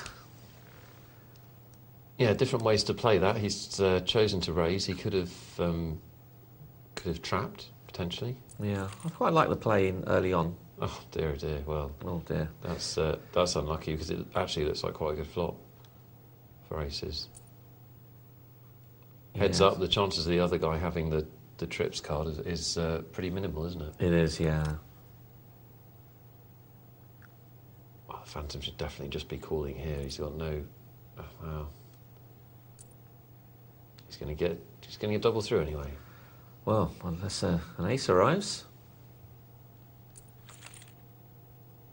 Oh, I know an ace isn't coming because that's not the way God works.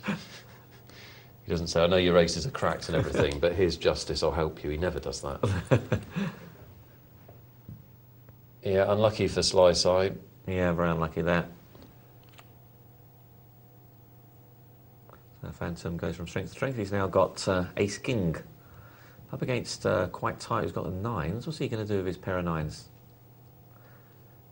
We've seen that he's playing tight, folding ace-jack without a moment's thought a moment ago. If that's the Phantom's birthday, well, that is tight.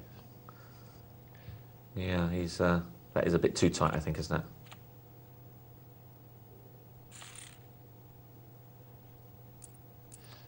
Yeah.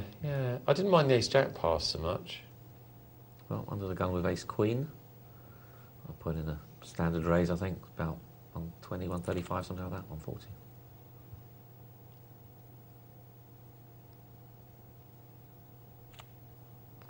Normally I'd make it 3 times. I just put a little bit extra there because I'm in early position, just in case I get one caller, then they will start calling. Oh, nice situation for you now. Yeah, it's worked out nice. And he's come out betting, which is strange because I've got the betting lead, so I pump him back.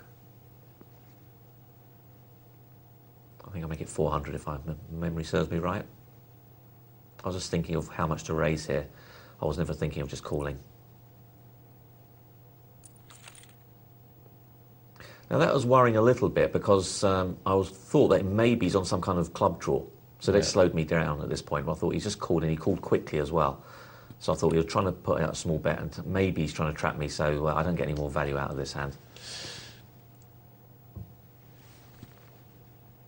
One quick thought. On the, and you take it down. On the turn there, when the flush card comes, would you not? I've got to be quick with this, and I think you've got kings. Would you not sometimes bet as a prophylactic measure to stop you being bluffed? To stop you being bluffed off the hand in the. Obviously, there's a chance of another club coming, but also to stop you being bluffed on the river. I think in hindsight that would have been the better play. Really? Yeah, I think so. Yeah, that had crossed my mind, but it didn't hold as much water as it should have done. Thinking back, obviously this is quite nice for me here. What's this? Oh, yeah.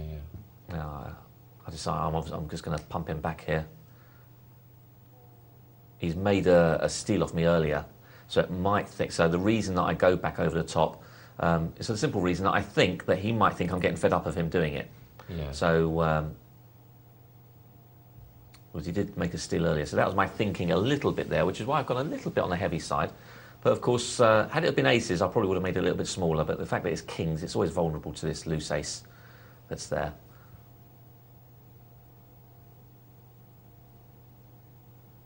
Looks like he's going to pass, and he doesn't. Surprising. Yeah. Usually when they dwell up for that long. Now, there's enough money in the pot here. I'm quite happy with it. If I can get something, I'll bet about half the pot here, about 600 or 700. You're committing yourself for 1,300 though, aren't you? Because presumably you're not going to pass if he puts a stack in, are you? No, I'm not, no.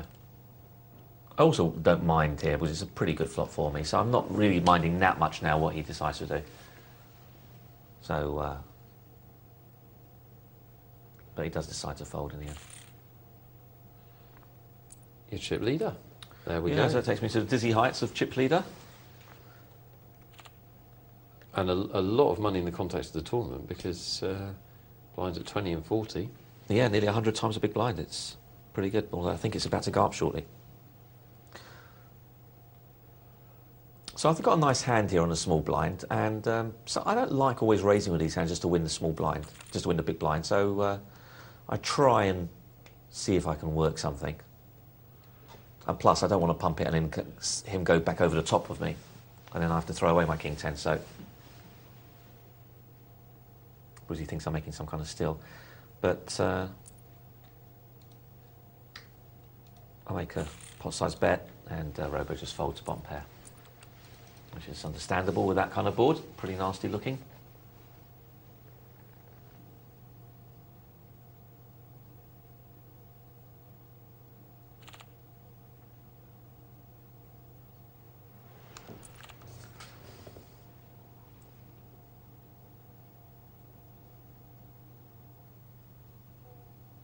Threes against fours.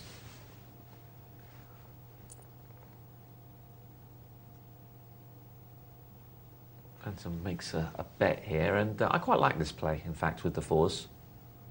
Not because we can see he's got it, but he's taken advantage of what appears to be a bit of weakness from Funky Nuts. So regardless of what hand comes out now, he's now got the betting lead, which means that he can put in a continuation bet. So much of good tournament play is just that one thing, isn't it, which is taking advantage of weakness. Well, that's it. That's everything almost. Yeah, it is. It is. Being able to get people off hands, essential.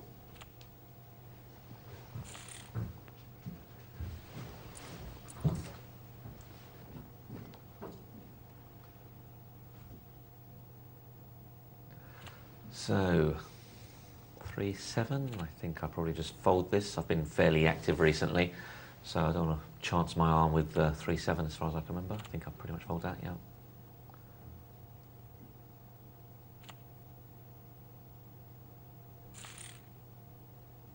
Quite tight. Yeah, lives up to his name. Yeah, takes one down without moving a muscle.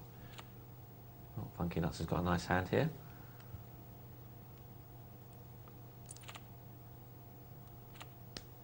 When he just elects to call, he's hoping that someone comes over the top of him. With his, so far he's looking good. I'm still not convinced by the old limping with aces and kings early in tournaments, and everybody keeps telling me to do it, and I'm still not convinced. It's a tough one, isn't it? It really depends what you want to achieve. I'm not so mad with it with kings. I'm more tempted with aces. Yeah. Only because the kings are so much more vulnerable than aces. Thing is, I don't mind winning the blinds. I never mind winning the blinds. Even early in the tournament, I don't. If somebody wants to play with me, that's great. Yeah. See, I like taking risks early on. Well, I like taking risks early on, but the risk that I take is that I'll steal the blinds and I'll make moves with lesser hands early on, same as big hands. So what I want is I want the other players to treat all my raises equally, whether they're with aces or whether they're with 8-5s. So I don't like to vary that. I don't like to limp in, basically. Yeah. But I think it's not that I understand that the move has value. It's just not for me. It's just not really my style. I like to open pots with a raise. Yeah. You can't go too far wrong by doing that, that's for sure. Many different ways to make chips in this game, aren't there? Yeah. Well, hope you've got a list of questions for Johnny tomorrow. I'm sure you've gleaned a lot of information. Yeah, I hope so. I'm looking forward to it. I'm going to try and get him to tell me the sneaky stuff that the top pros know off air. I'm sure he won't say it all on TV. But I think the great thing is, you know, like having Porrick here for an hour, and when Devilfish came before and some of the other guys that have come in, having these guys for an hour, without wanting to big up the show too obviously, that doesn't happen anywhere else on TV. No. And, you know, you do get an insight into how these personalities think, what they've got going on, how they live their lives in poker. Yeah. And, well, it was very interesting, wasn't it, when we had Devilfish on, and they repeated it, the hour with Devilfish. And, the sober hour, not the... Yeah, well, I'm not sure which one's which, but I think I just get a walk here, so there's not going to be any action. Yeah, the first show he did was, there was some really interesting stuff, wasn't there? Yeah, I mean, he was talking about, I remember he was talking with Cass about how he plays small pocket pairs. Yeah. And in the early parts of in the early tournaments, he won't be the third or fourth limper. Yeah. With small pocket pairs for the simple reason, if he hits his set, there's a chance that someone else has hit their set and he's going home. Right. So he does it for the exact opposite reasons. Yet, you know, and it's quite interesting because that's a different viewpoint to, say, James, for example, who says that he wants to be in with small pocket pairs against many people. Yeah. Whereas I'm not too keen on being with small pocket pairs against too many people either. I like taking them heads up. And we had this sort of conversation many months ago about how I would prefer raising with it, and he prefers limping in, hoping to hit his set against lots of people. Yeah. So it was interesting to hear, a different viewpoint.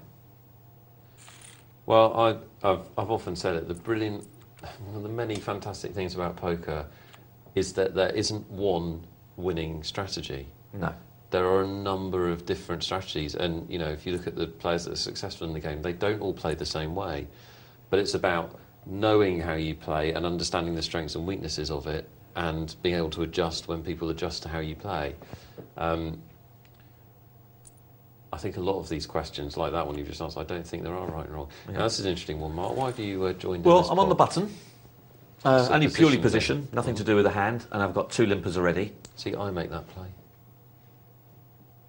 Because, if you can play your button cheaply, it's always worth considering and often worth doing, because the added number of times that you can take a pot away without cards quite often make it worthwhile, don't they?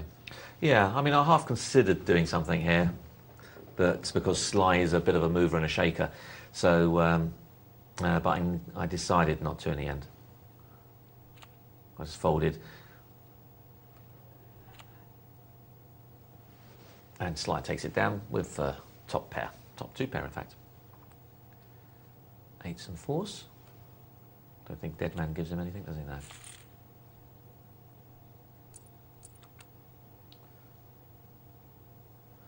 So, I'm in the cut-off with the 10 Jack, if I remember correctly. I think I'm making up to 160. Don't want to limp in with this hand and let some rags in there, but I want to try and get some money in the pot. And plus I do have some chips behind me, so 160 doesn't know what people don't know quite what that means, whether it's a big hand or a cheap, weakish hand. And quite tight, just lets it go if I remember correctly, yeah.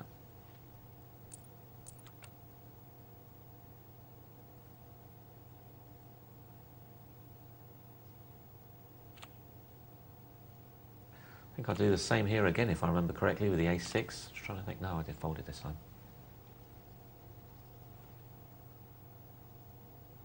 Probably worried about my position now. Now sort of mid-position, so...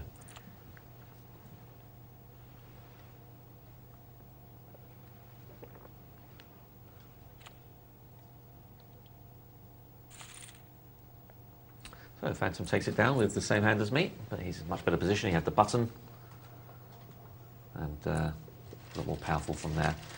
I've got the 6-2, not going to do anything with that. Early position, goes down the dustbin. Deadman's got an interesting hand, although he's got a limper in early position with Stevie. And Stevie, I'm sure, will just take this down. He's got a decent king. But it's nothing spectacular. Probably just wants to win what's in the pot there. And at the moment, we're very happy, aren't we? Yep, so far, so good. Chip leading. Yeah, we're on third level now. Blinds are 40-80. So still no casualties. 3-5, nothing to think about there. Double the blinds there from Funky Nuts. However, Deadman has got an even bigger hand. And he re-raises. Which shows strength. When you've got an early position raiser, and the button's now re-raising you, you've got to ask yourself, he must know that I've got a decent hand. He must be raising me with a big hand himself.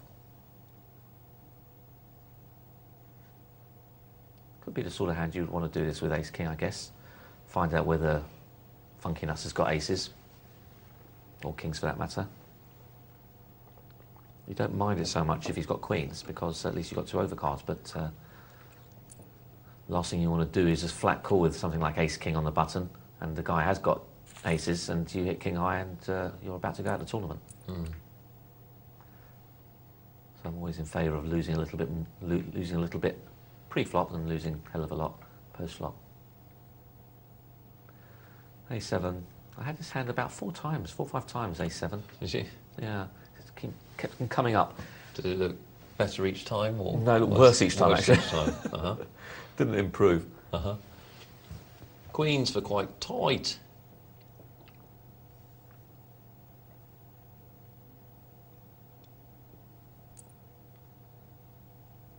I see. Yeah, he's not taking any chances there, is he? Well, that's just silly, isn't it? Yeah. He could get paid by jacks, I guess, or ace-king, and then just be in a race with ace-king. But... got a few hands out here.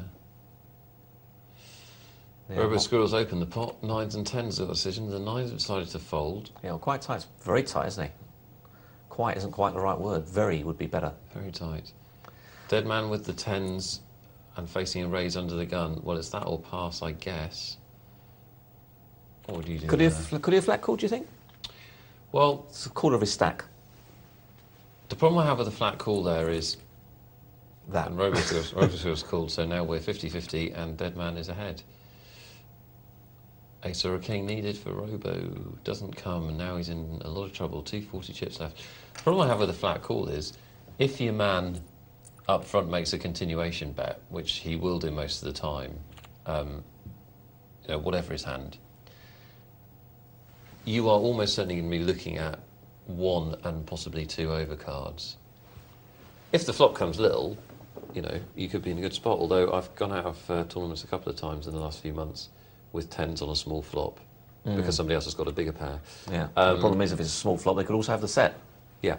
I just don't particularly want to see a flop with 10s. It's a particularly nasty hand, isn't it? It's just not as good as it looks. You certainly don't want to be. I was going to say a 2 or 4 will get him out of this, but didn't arrive. Robo Squirrel has done his nuts. Yeah. Made myself laugh, just me. Poker, and your question to 84222. We've still got about 30 minutes left, so you can still get your question answered on air, guys. 84222. Maybe you're playing this tournament with Mark or watched it. Any comments you'd like to pass on? Poker at Poker Night Live. Yeah, there's an interesting hand here, Nick, and Phantom was asking me to explain this, so I'll explain it now. Well, Funky Nuts I put as in a position where he's got to make a move, because he's now down to less than 1,000, he's on about 800 or something. And basically, I'm not convinced that he's got a particularly good hand. So I've made a small raise, and I've put the small raise in, not because I know I'm committed to the hand against Funky Nuts, but I'm worried that Phantom wakes up with a hand and now goes all in. Yeah. Which I can now get away with for the minimum. The one thing I don't want to do is call and then the others call as well. So this is the reason behind my play, Phantom. It was purely because I thought Funky Nuts could be doing this with a lot of hands. He need to try and accumulate chips, because he's down to 860. I put the minimum raise in just in case you had a hand, and if you made a big raise there, I get out of it. So what you're thinking there is Funky Nuts has got 900 chips. I can play a hand against him for no more than 25% of my stack, or whatever it was. Yeah. So I can't be hurt that much. It's a chance to accumulate more chips. And I feel that I might have the best hand here with King 10. And I think he's he's looked at quite tight. He was a tight player. Another reason. He's looked at quite tight. He was a tight player in the game. He's looking to steal his blind. So really, he's only got to get past me and Phantom. Well, look, the Reaper. So that was the reason. So I put in, obviously, it's a big hand, so I put in a raise. That seems reasonable. Yeah. Of course, and of course it wins. I mean, of course.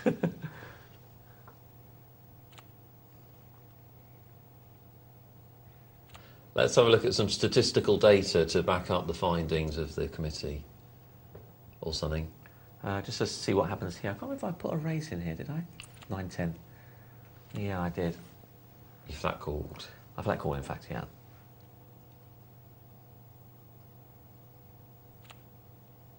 Yeah, I think Slide does a little move with me here. Actually, he bets his flop. And that was my fault, really. I shouldn't have let him do it. I should have at least called.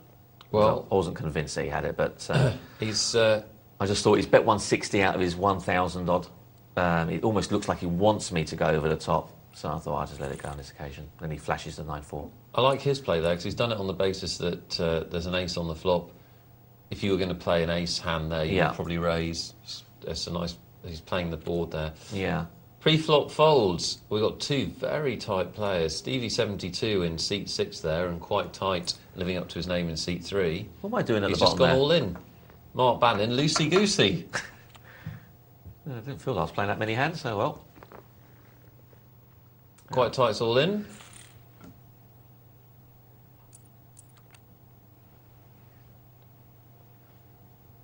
A variety of styles, and quite tight. What we're looking at, graphic moves all in, and took the blinds. Blinds at 80, 160. So effectively, the table's getting a little bit short stack. When the blinds go up to 163, 20, all the players are going to be near panic levels, really. Yeah, it's been a fairly conservative table. There's the odd player making the odd move. Pre-flop actually is quite interesting, because pre-flop a lot of them are quite conservative. Post-flop they're a little bit more adventurous.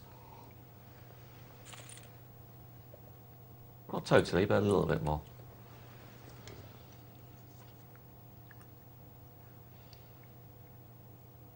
Ace Queen for the Phantom.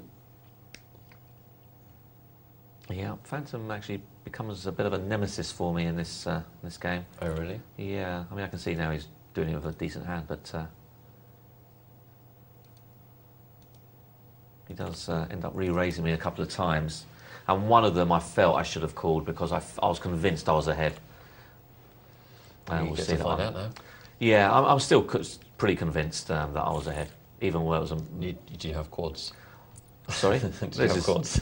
No, I make a raise with ace 4, and he goes over the top, and I was just convinced. I don't know what told me. I don't know why I felt convinced, but I just felt that I was ahead in that hand. But anyway, we shall see. I don't really want to call off most of my chips, if not all of my chips, with ace 4. But we'll see what happens.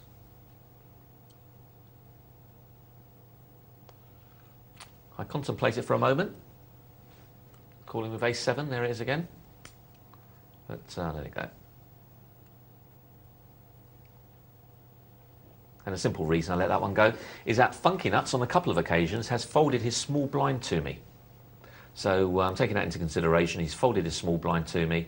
He's not been a guy who wants to go around stealing my blind. So the bet from the button suggests that he's got a half-decent hand there, and of course we can see he has. Oh, Phantom's definitely going to bet here. Funky Nuts has shown weakness on the flop, and he's got a pair and a straight draw. Yeah, up and down and a pair. It's quite nice. Plus he's got the guy out-chipped. And this is one of those examples where doubling the big blind as your opening raise hasn't worked, because Phantom's got plenty of chips. He was offered 3-1 on his money by the double the big blind raise from Funky Nuts. Took it and he's out-flopped him. 3-1 on his money, 2-1 to pair up on the flop. That's a good deal, he said. Took it and took the pot away from Funky Nuts. And look what I've got again. A7. You're right, you did have it. Yeah. I think that is the 4th time.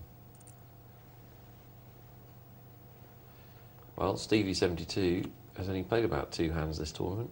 Yeah, contemplated it once again. You know, once you see a hand keeps coming up, you think the poker gods are trying to tell you something. But I gave it up on that occasion.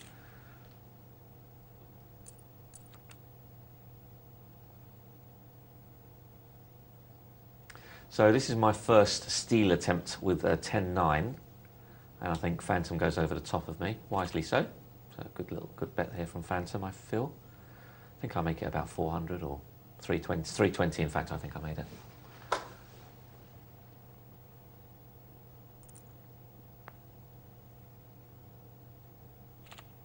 Oh no, he folds. Okay.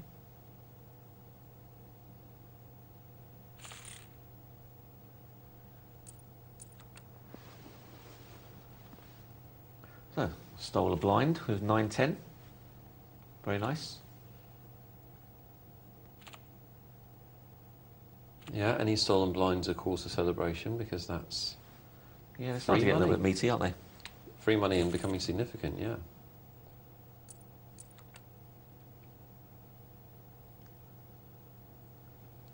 So, A7 again. There you are, I did tell you, I see it got A7 quite a few times, and sure enough, it's there again. You actually seem to be only getting dealt A7. Yeah, it does seem. I've had it, what, 5 or 6 times now? Amazing. So, at least 5 times. Had back-to-back aces last night. Did you? And I was trying to remember how many times I've had that. What, online? Yeah. Okay. I still haven't had it. I mean, it's... I think I've had it twice. Yeah, I think I could only count one other time I could definitely remember. Yeah, one was live. It's really strange the effect it has on you as well, because obviously if you're a decent player, you're being selective about your hands and you're used to seeing trash. But the second time you get them, you do a big double take. Has it not folded? Have we not actually got them again? Big trouble here for Sly. Yeah, nice situation for Stevie, isn't it? Yeah, he's not going anywhere. And Funky Nuts gets out of the way, I'm sure. Sly size not dead. 25% chance-ish to... oh, he's pretty dead now. Yeah. Yeah, that's pretty much finished it off, running aces, but no, too late. So, take your pick. Queens for the 6s, queens for the 2s. That's one of those tournament situations where you can't really criticise Sly side for trying to steal the blinds. They're now 163.20. He's got 1,400 chips. He's also got what figures to be the best hand with Ace-Jack. Yeah. He's not done much wrong, has he? Yeah. Well, Stevie calls here, and I was a bit surprised by this call here, and I thought about it for a moment. Eventually I called, and the reason it took me so long is not because of the potters. The potters were huge. It was mainly because the fact that this would now take me down to 1,900, and I was a bit concerned about that. Well, that is a very interesting point, and I think a very difficult one to find the right answer to. But this certainly helped. So I've hit a king, and I'm not going to give Stevie any free cards to hit whatever he's got there. Obviously, I've got no idea what he's got. But pot's about to be split, unfortunately. Only a 2 would stop it from being a split pot, or a 5, of course. So I get a little bit of money out of that, namely Steve's money.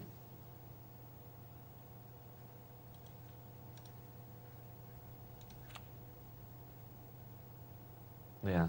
It is a difficult one, isn't it, in that situation?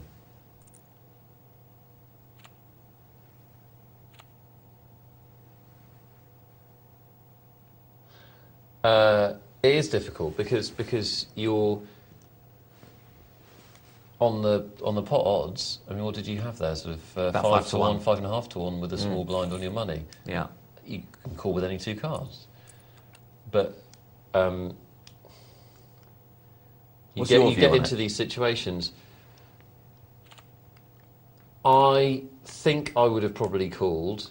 So what did it take you down to? 1900. So you're still. I think I'd have probably called, but I think it's a tricky one. You do get into these situations late in a tournament where had it been an extra 500 or 600, I would have probably folded. Probably folded, even though you're getting the same pot odds. Yeah, because very similar pot odds anyway. Yeah. And that's the problem. I know for a fact, I know that Tom and James almost certainly call regardless. If they're getting 3.5 to 1 their money, even though it might take them down to the wire in terms of their tournament position, I know that they say very strong on calling, whereas I'm not. I'm more about keeping my stack intact.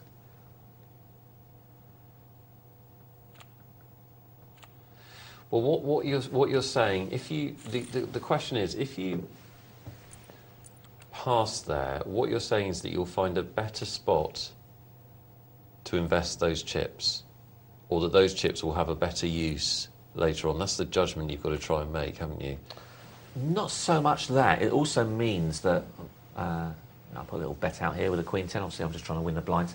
What I'm trying to do as well, it's not so much that I have a better spot later on for them, but that's one consideration. But it's also that if I can withstand the blinds coming round and taking a chunk out of me. Yeah. Whereas if I'm down to 1900 in that situation, I can't really afford to miss blinds now, because now that's going to take me down to a time where I've got no more fold equity. So, and that's something I did do. You see, this is a problem. I actually I lost a little bit of concentration when it sort of gets down to about 5-handed, and I let that happen. Yeah. Whereas normally I wouldn't. I'm going to do an email while we're watching this because it's relevant. It's from Quite Tight. It says, "Hi Nick and Mark, good show as usual. Does that mean this will get read out?" Yes, it does. I'm writing in to ask for help. You said I was too tight by folding the 9s against the Phantom 66's Ace-King in the Beat the Presenter tourney. You didn't say what I should have done instead. Should I have called to catch the 9 or raised to try to take the pot there and then? Good question. Also, you joined the tournament at the end of the big hand for me. I didn't notice what slice I had. Please, can you tell me? I didn't notice either. What the first hand where we came in right on the end, he passed. Quite Tight decided to pass. Ace-Jack. He passed against my Ace-Jack, didn't he? No. We came in on a hand between Quite Tight and Slice I. All right. Right at the start, and we didn't really have it on screen fly enough. I am sorry, Quite Tight. That's very frustrating for you. Sorry about that, mate. This is the one hand I've liked analysis on after trying to get on these Beat the Presenter tourneys against the Turbo Fingers Reg stages. My key hand is missed. I don't know if anyone in the gallery knows. We're working on that for you, Quite Tight, because that is obviously the value of playing in these, is to get your play analysed. Yeah. Here's the Ace-4. I was right. I think, was I right here? Let's have a look. Or is this... no, this is a different one. Different Ace-4. Different Ace-4. Yeah. You're not going to play that. No. Keep up the good work. P.S. You missed my sneaky raise early on with the blinds at 7-8. Don't worry, we're only taking the Mickey a little bit. Quite tight. You're not that tight. I would have passed the Ace-Jack. You would have passed the Ace-Jack in the small blind, yeah. To my raise? Yeah. Yeah. Well, okay. Early in the tournament. I don't think you've ever passed against me. What are you going on about? Right, you passed Ace-Jack, I don't think you'd passed 9-Jack. No, I do call you quite a lot, that's true. So I won't be messed with, Mark. Against you, yes, I would call with it. I would actually re-raise with Ace-Jack, yeah. What do you think you should have done with the 9s? In general, with the Ace-Jack, against you raised from the third seat, he's in the small blind, so he's out of position. Early in the tournament, you could have anything from, a stealing hand through to aces.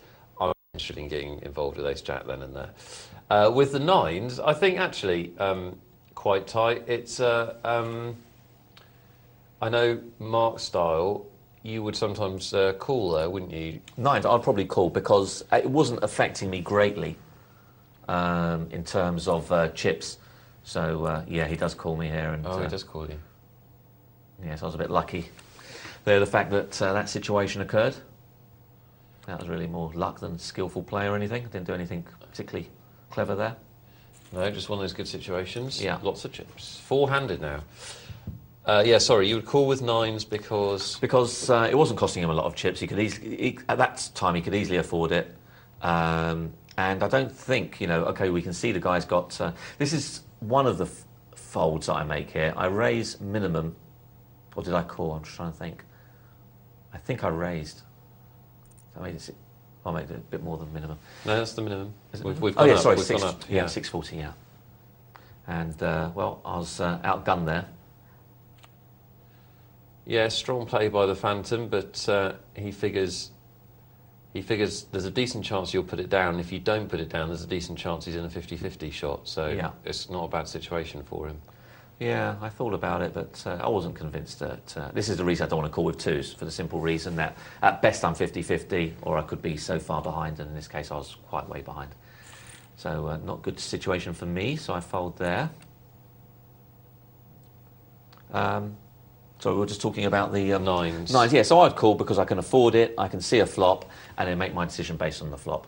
And what Phantom does, because I've got position on him. So that would be my thinking about it. Just for a different viewpoint, I would probably, the way that I play, I would probably either re-raise him or pass. I probably wouldn't call, but that's just my style of play. And another reason why I'm not comfortable about re-raising is that there was still 3 players behind me, I think, because he raised quite early-ish on, I think. So I think there were still 2 or 3 players behind me. Yeah. I've got to be honest, I'm not going to criticise you too much for passing nines there. It depends on your feel at the time, quite tight with a hand like that. So I check, and obviously just make a little bet here. I bet about 1,200 or something like that. And Phantom thinks about it for a moment, but thinks about whether he can go over the top of me, but decides that I've committed probably a lot of chips and he hasn't got as much fold equity as he would like, so I think he just folds here. Thanks for the email, quite tight. I do apologise we haven't seen your key hand. If we can get it for you by the end of the show, we will. Yeah, well, quickly, we can actually see it now. Look at this, quite tight. I do hope you haven't gone to bed in disgust. So you've tried to steal the blinds, obviously, with 8-5. Slice Eyes called you with Ace-Jack, and the flops come very nicely for you, flush draw and middle pair.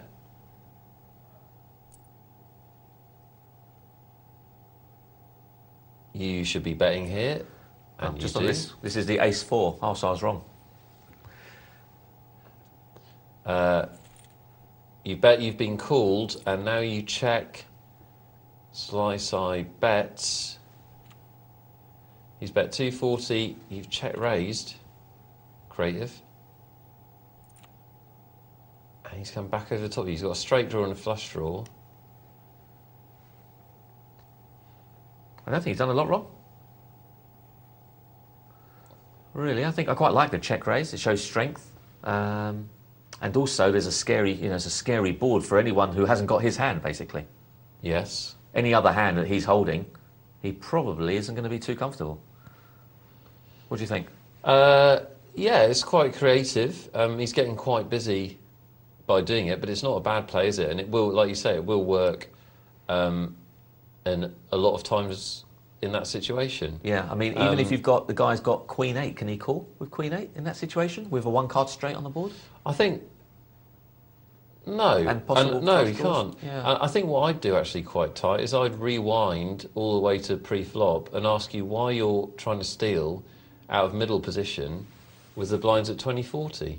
Yeah, because that's what it all comes back down to for me.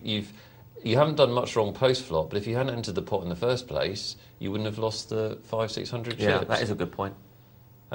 Just not a move you needed to make. Glad we could show that to you quite tight. I do hope you saw it after quite rightly kicking up a fuss. So, back in four-handed, Mark Bannon's got Ace-4. Yeah, so I was wrong, in fact. I felt I was ahead here, but... Now it's an interesting talking point, this, because I had this situation with Kara a little while ago, because obviously she's been playing just a few months, taking up the game.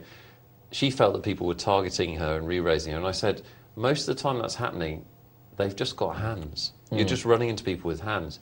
And that is what happens most of the time. And with the Phantom here, what's happened is, when you've tried to make moves or semi-moves, he's picked up pocket pairs. Yeah, in occasions he did. He just had hands, yeah. There's not a lot I could do. I was convinced I was ahead there. I don't know what gave it to me. Just I felt that I was ahead. Maybe I felt the ace was coming. That's what it was. Maybe that's what it was. You made the right decision, though. We can see that. Yeah. Now, here is where I must admit, from this point forward, I actually start playing a bit timidly. I don't know for what reason. I think I just lost concentration for some reason. I think you were telling a joke, Nick, and I sort of got put off a little bit. So I blame you. Yeah, that seems fair. But... yeah, so I didn't play certainly my A game after this point. I seemed to just, I don't know, I just lost concentration because obviously at this point it is important from a strategic point of view that you don't fall below a certain level, and I let myself fall below that level. Yeah. I'm okay at the moment. The level for me at this stage is around 2,500. You don't really want to fall below that for the simple reason you fall below that and people find it very hard to fold against you. I do think, I mean, I haven't seen this play, so I don't know how bad you feel if it's mistakes, the mistakes you made were. But what I would say is with the blinds at this level, it's going to come down to one or two situations and one or two, just how the cards go and whether you can steal and whether you can get into a pot first.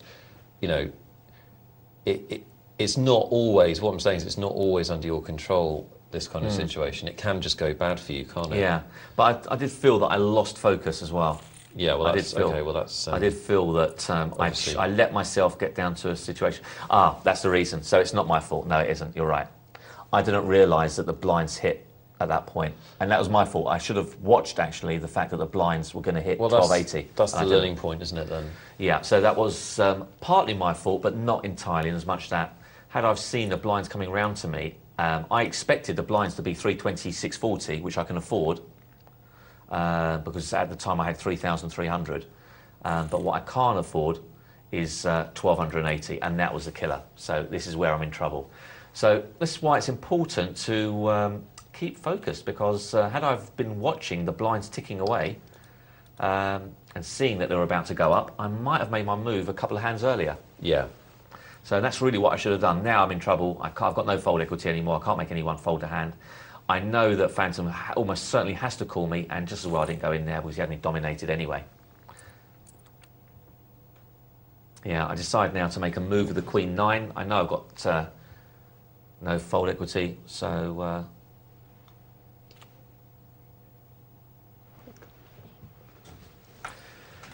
yeah, so I'm about to lose this hand. I'm dominating, but he hits a straight on the end, and I am out in fourth. So, unlucky. Yeah. We just crammed you in there, Mark. Yeah. Don't know how it felt. We're about to go off air, guys. We've run out of time. Thank you so much for your texts and emails. There are several that I'd love to have done, but we didn't get a chance. I apologise to all of you.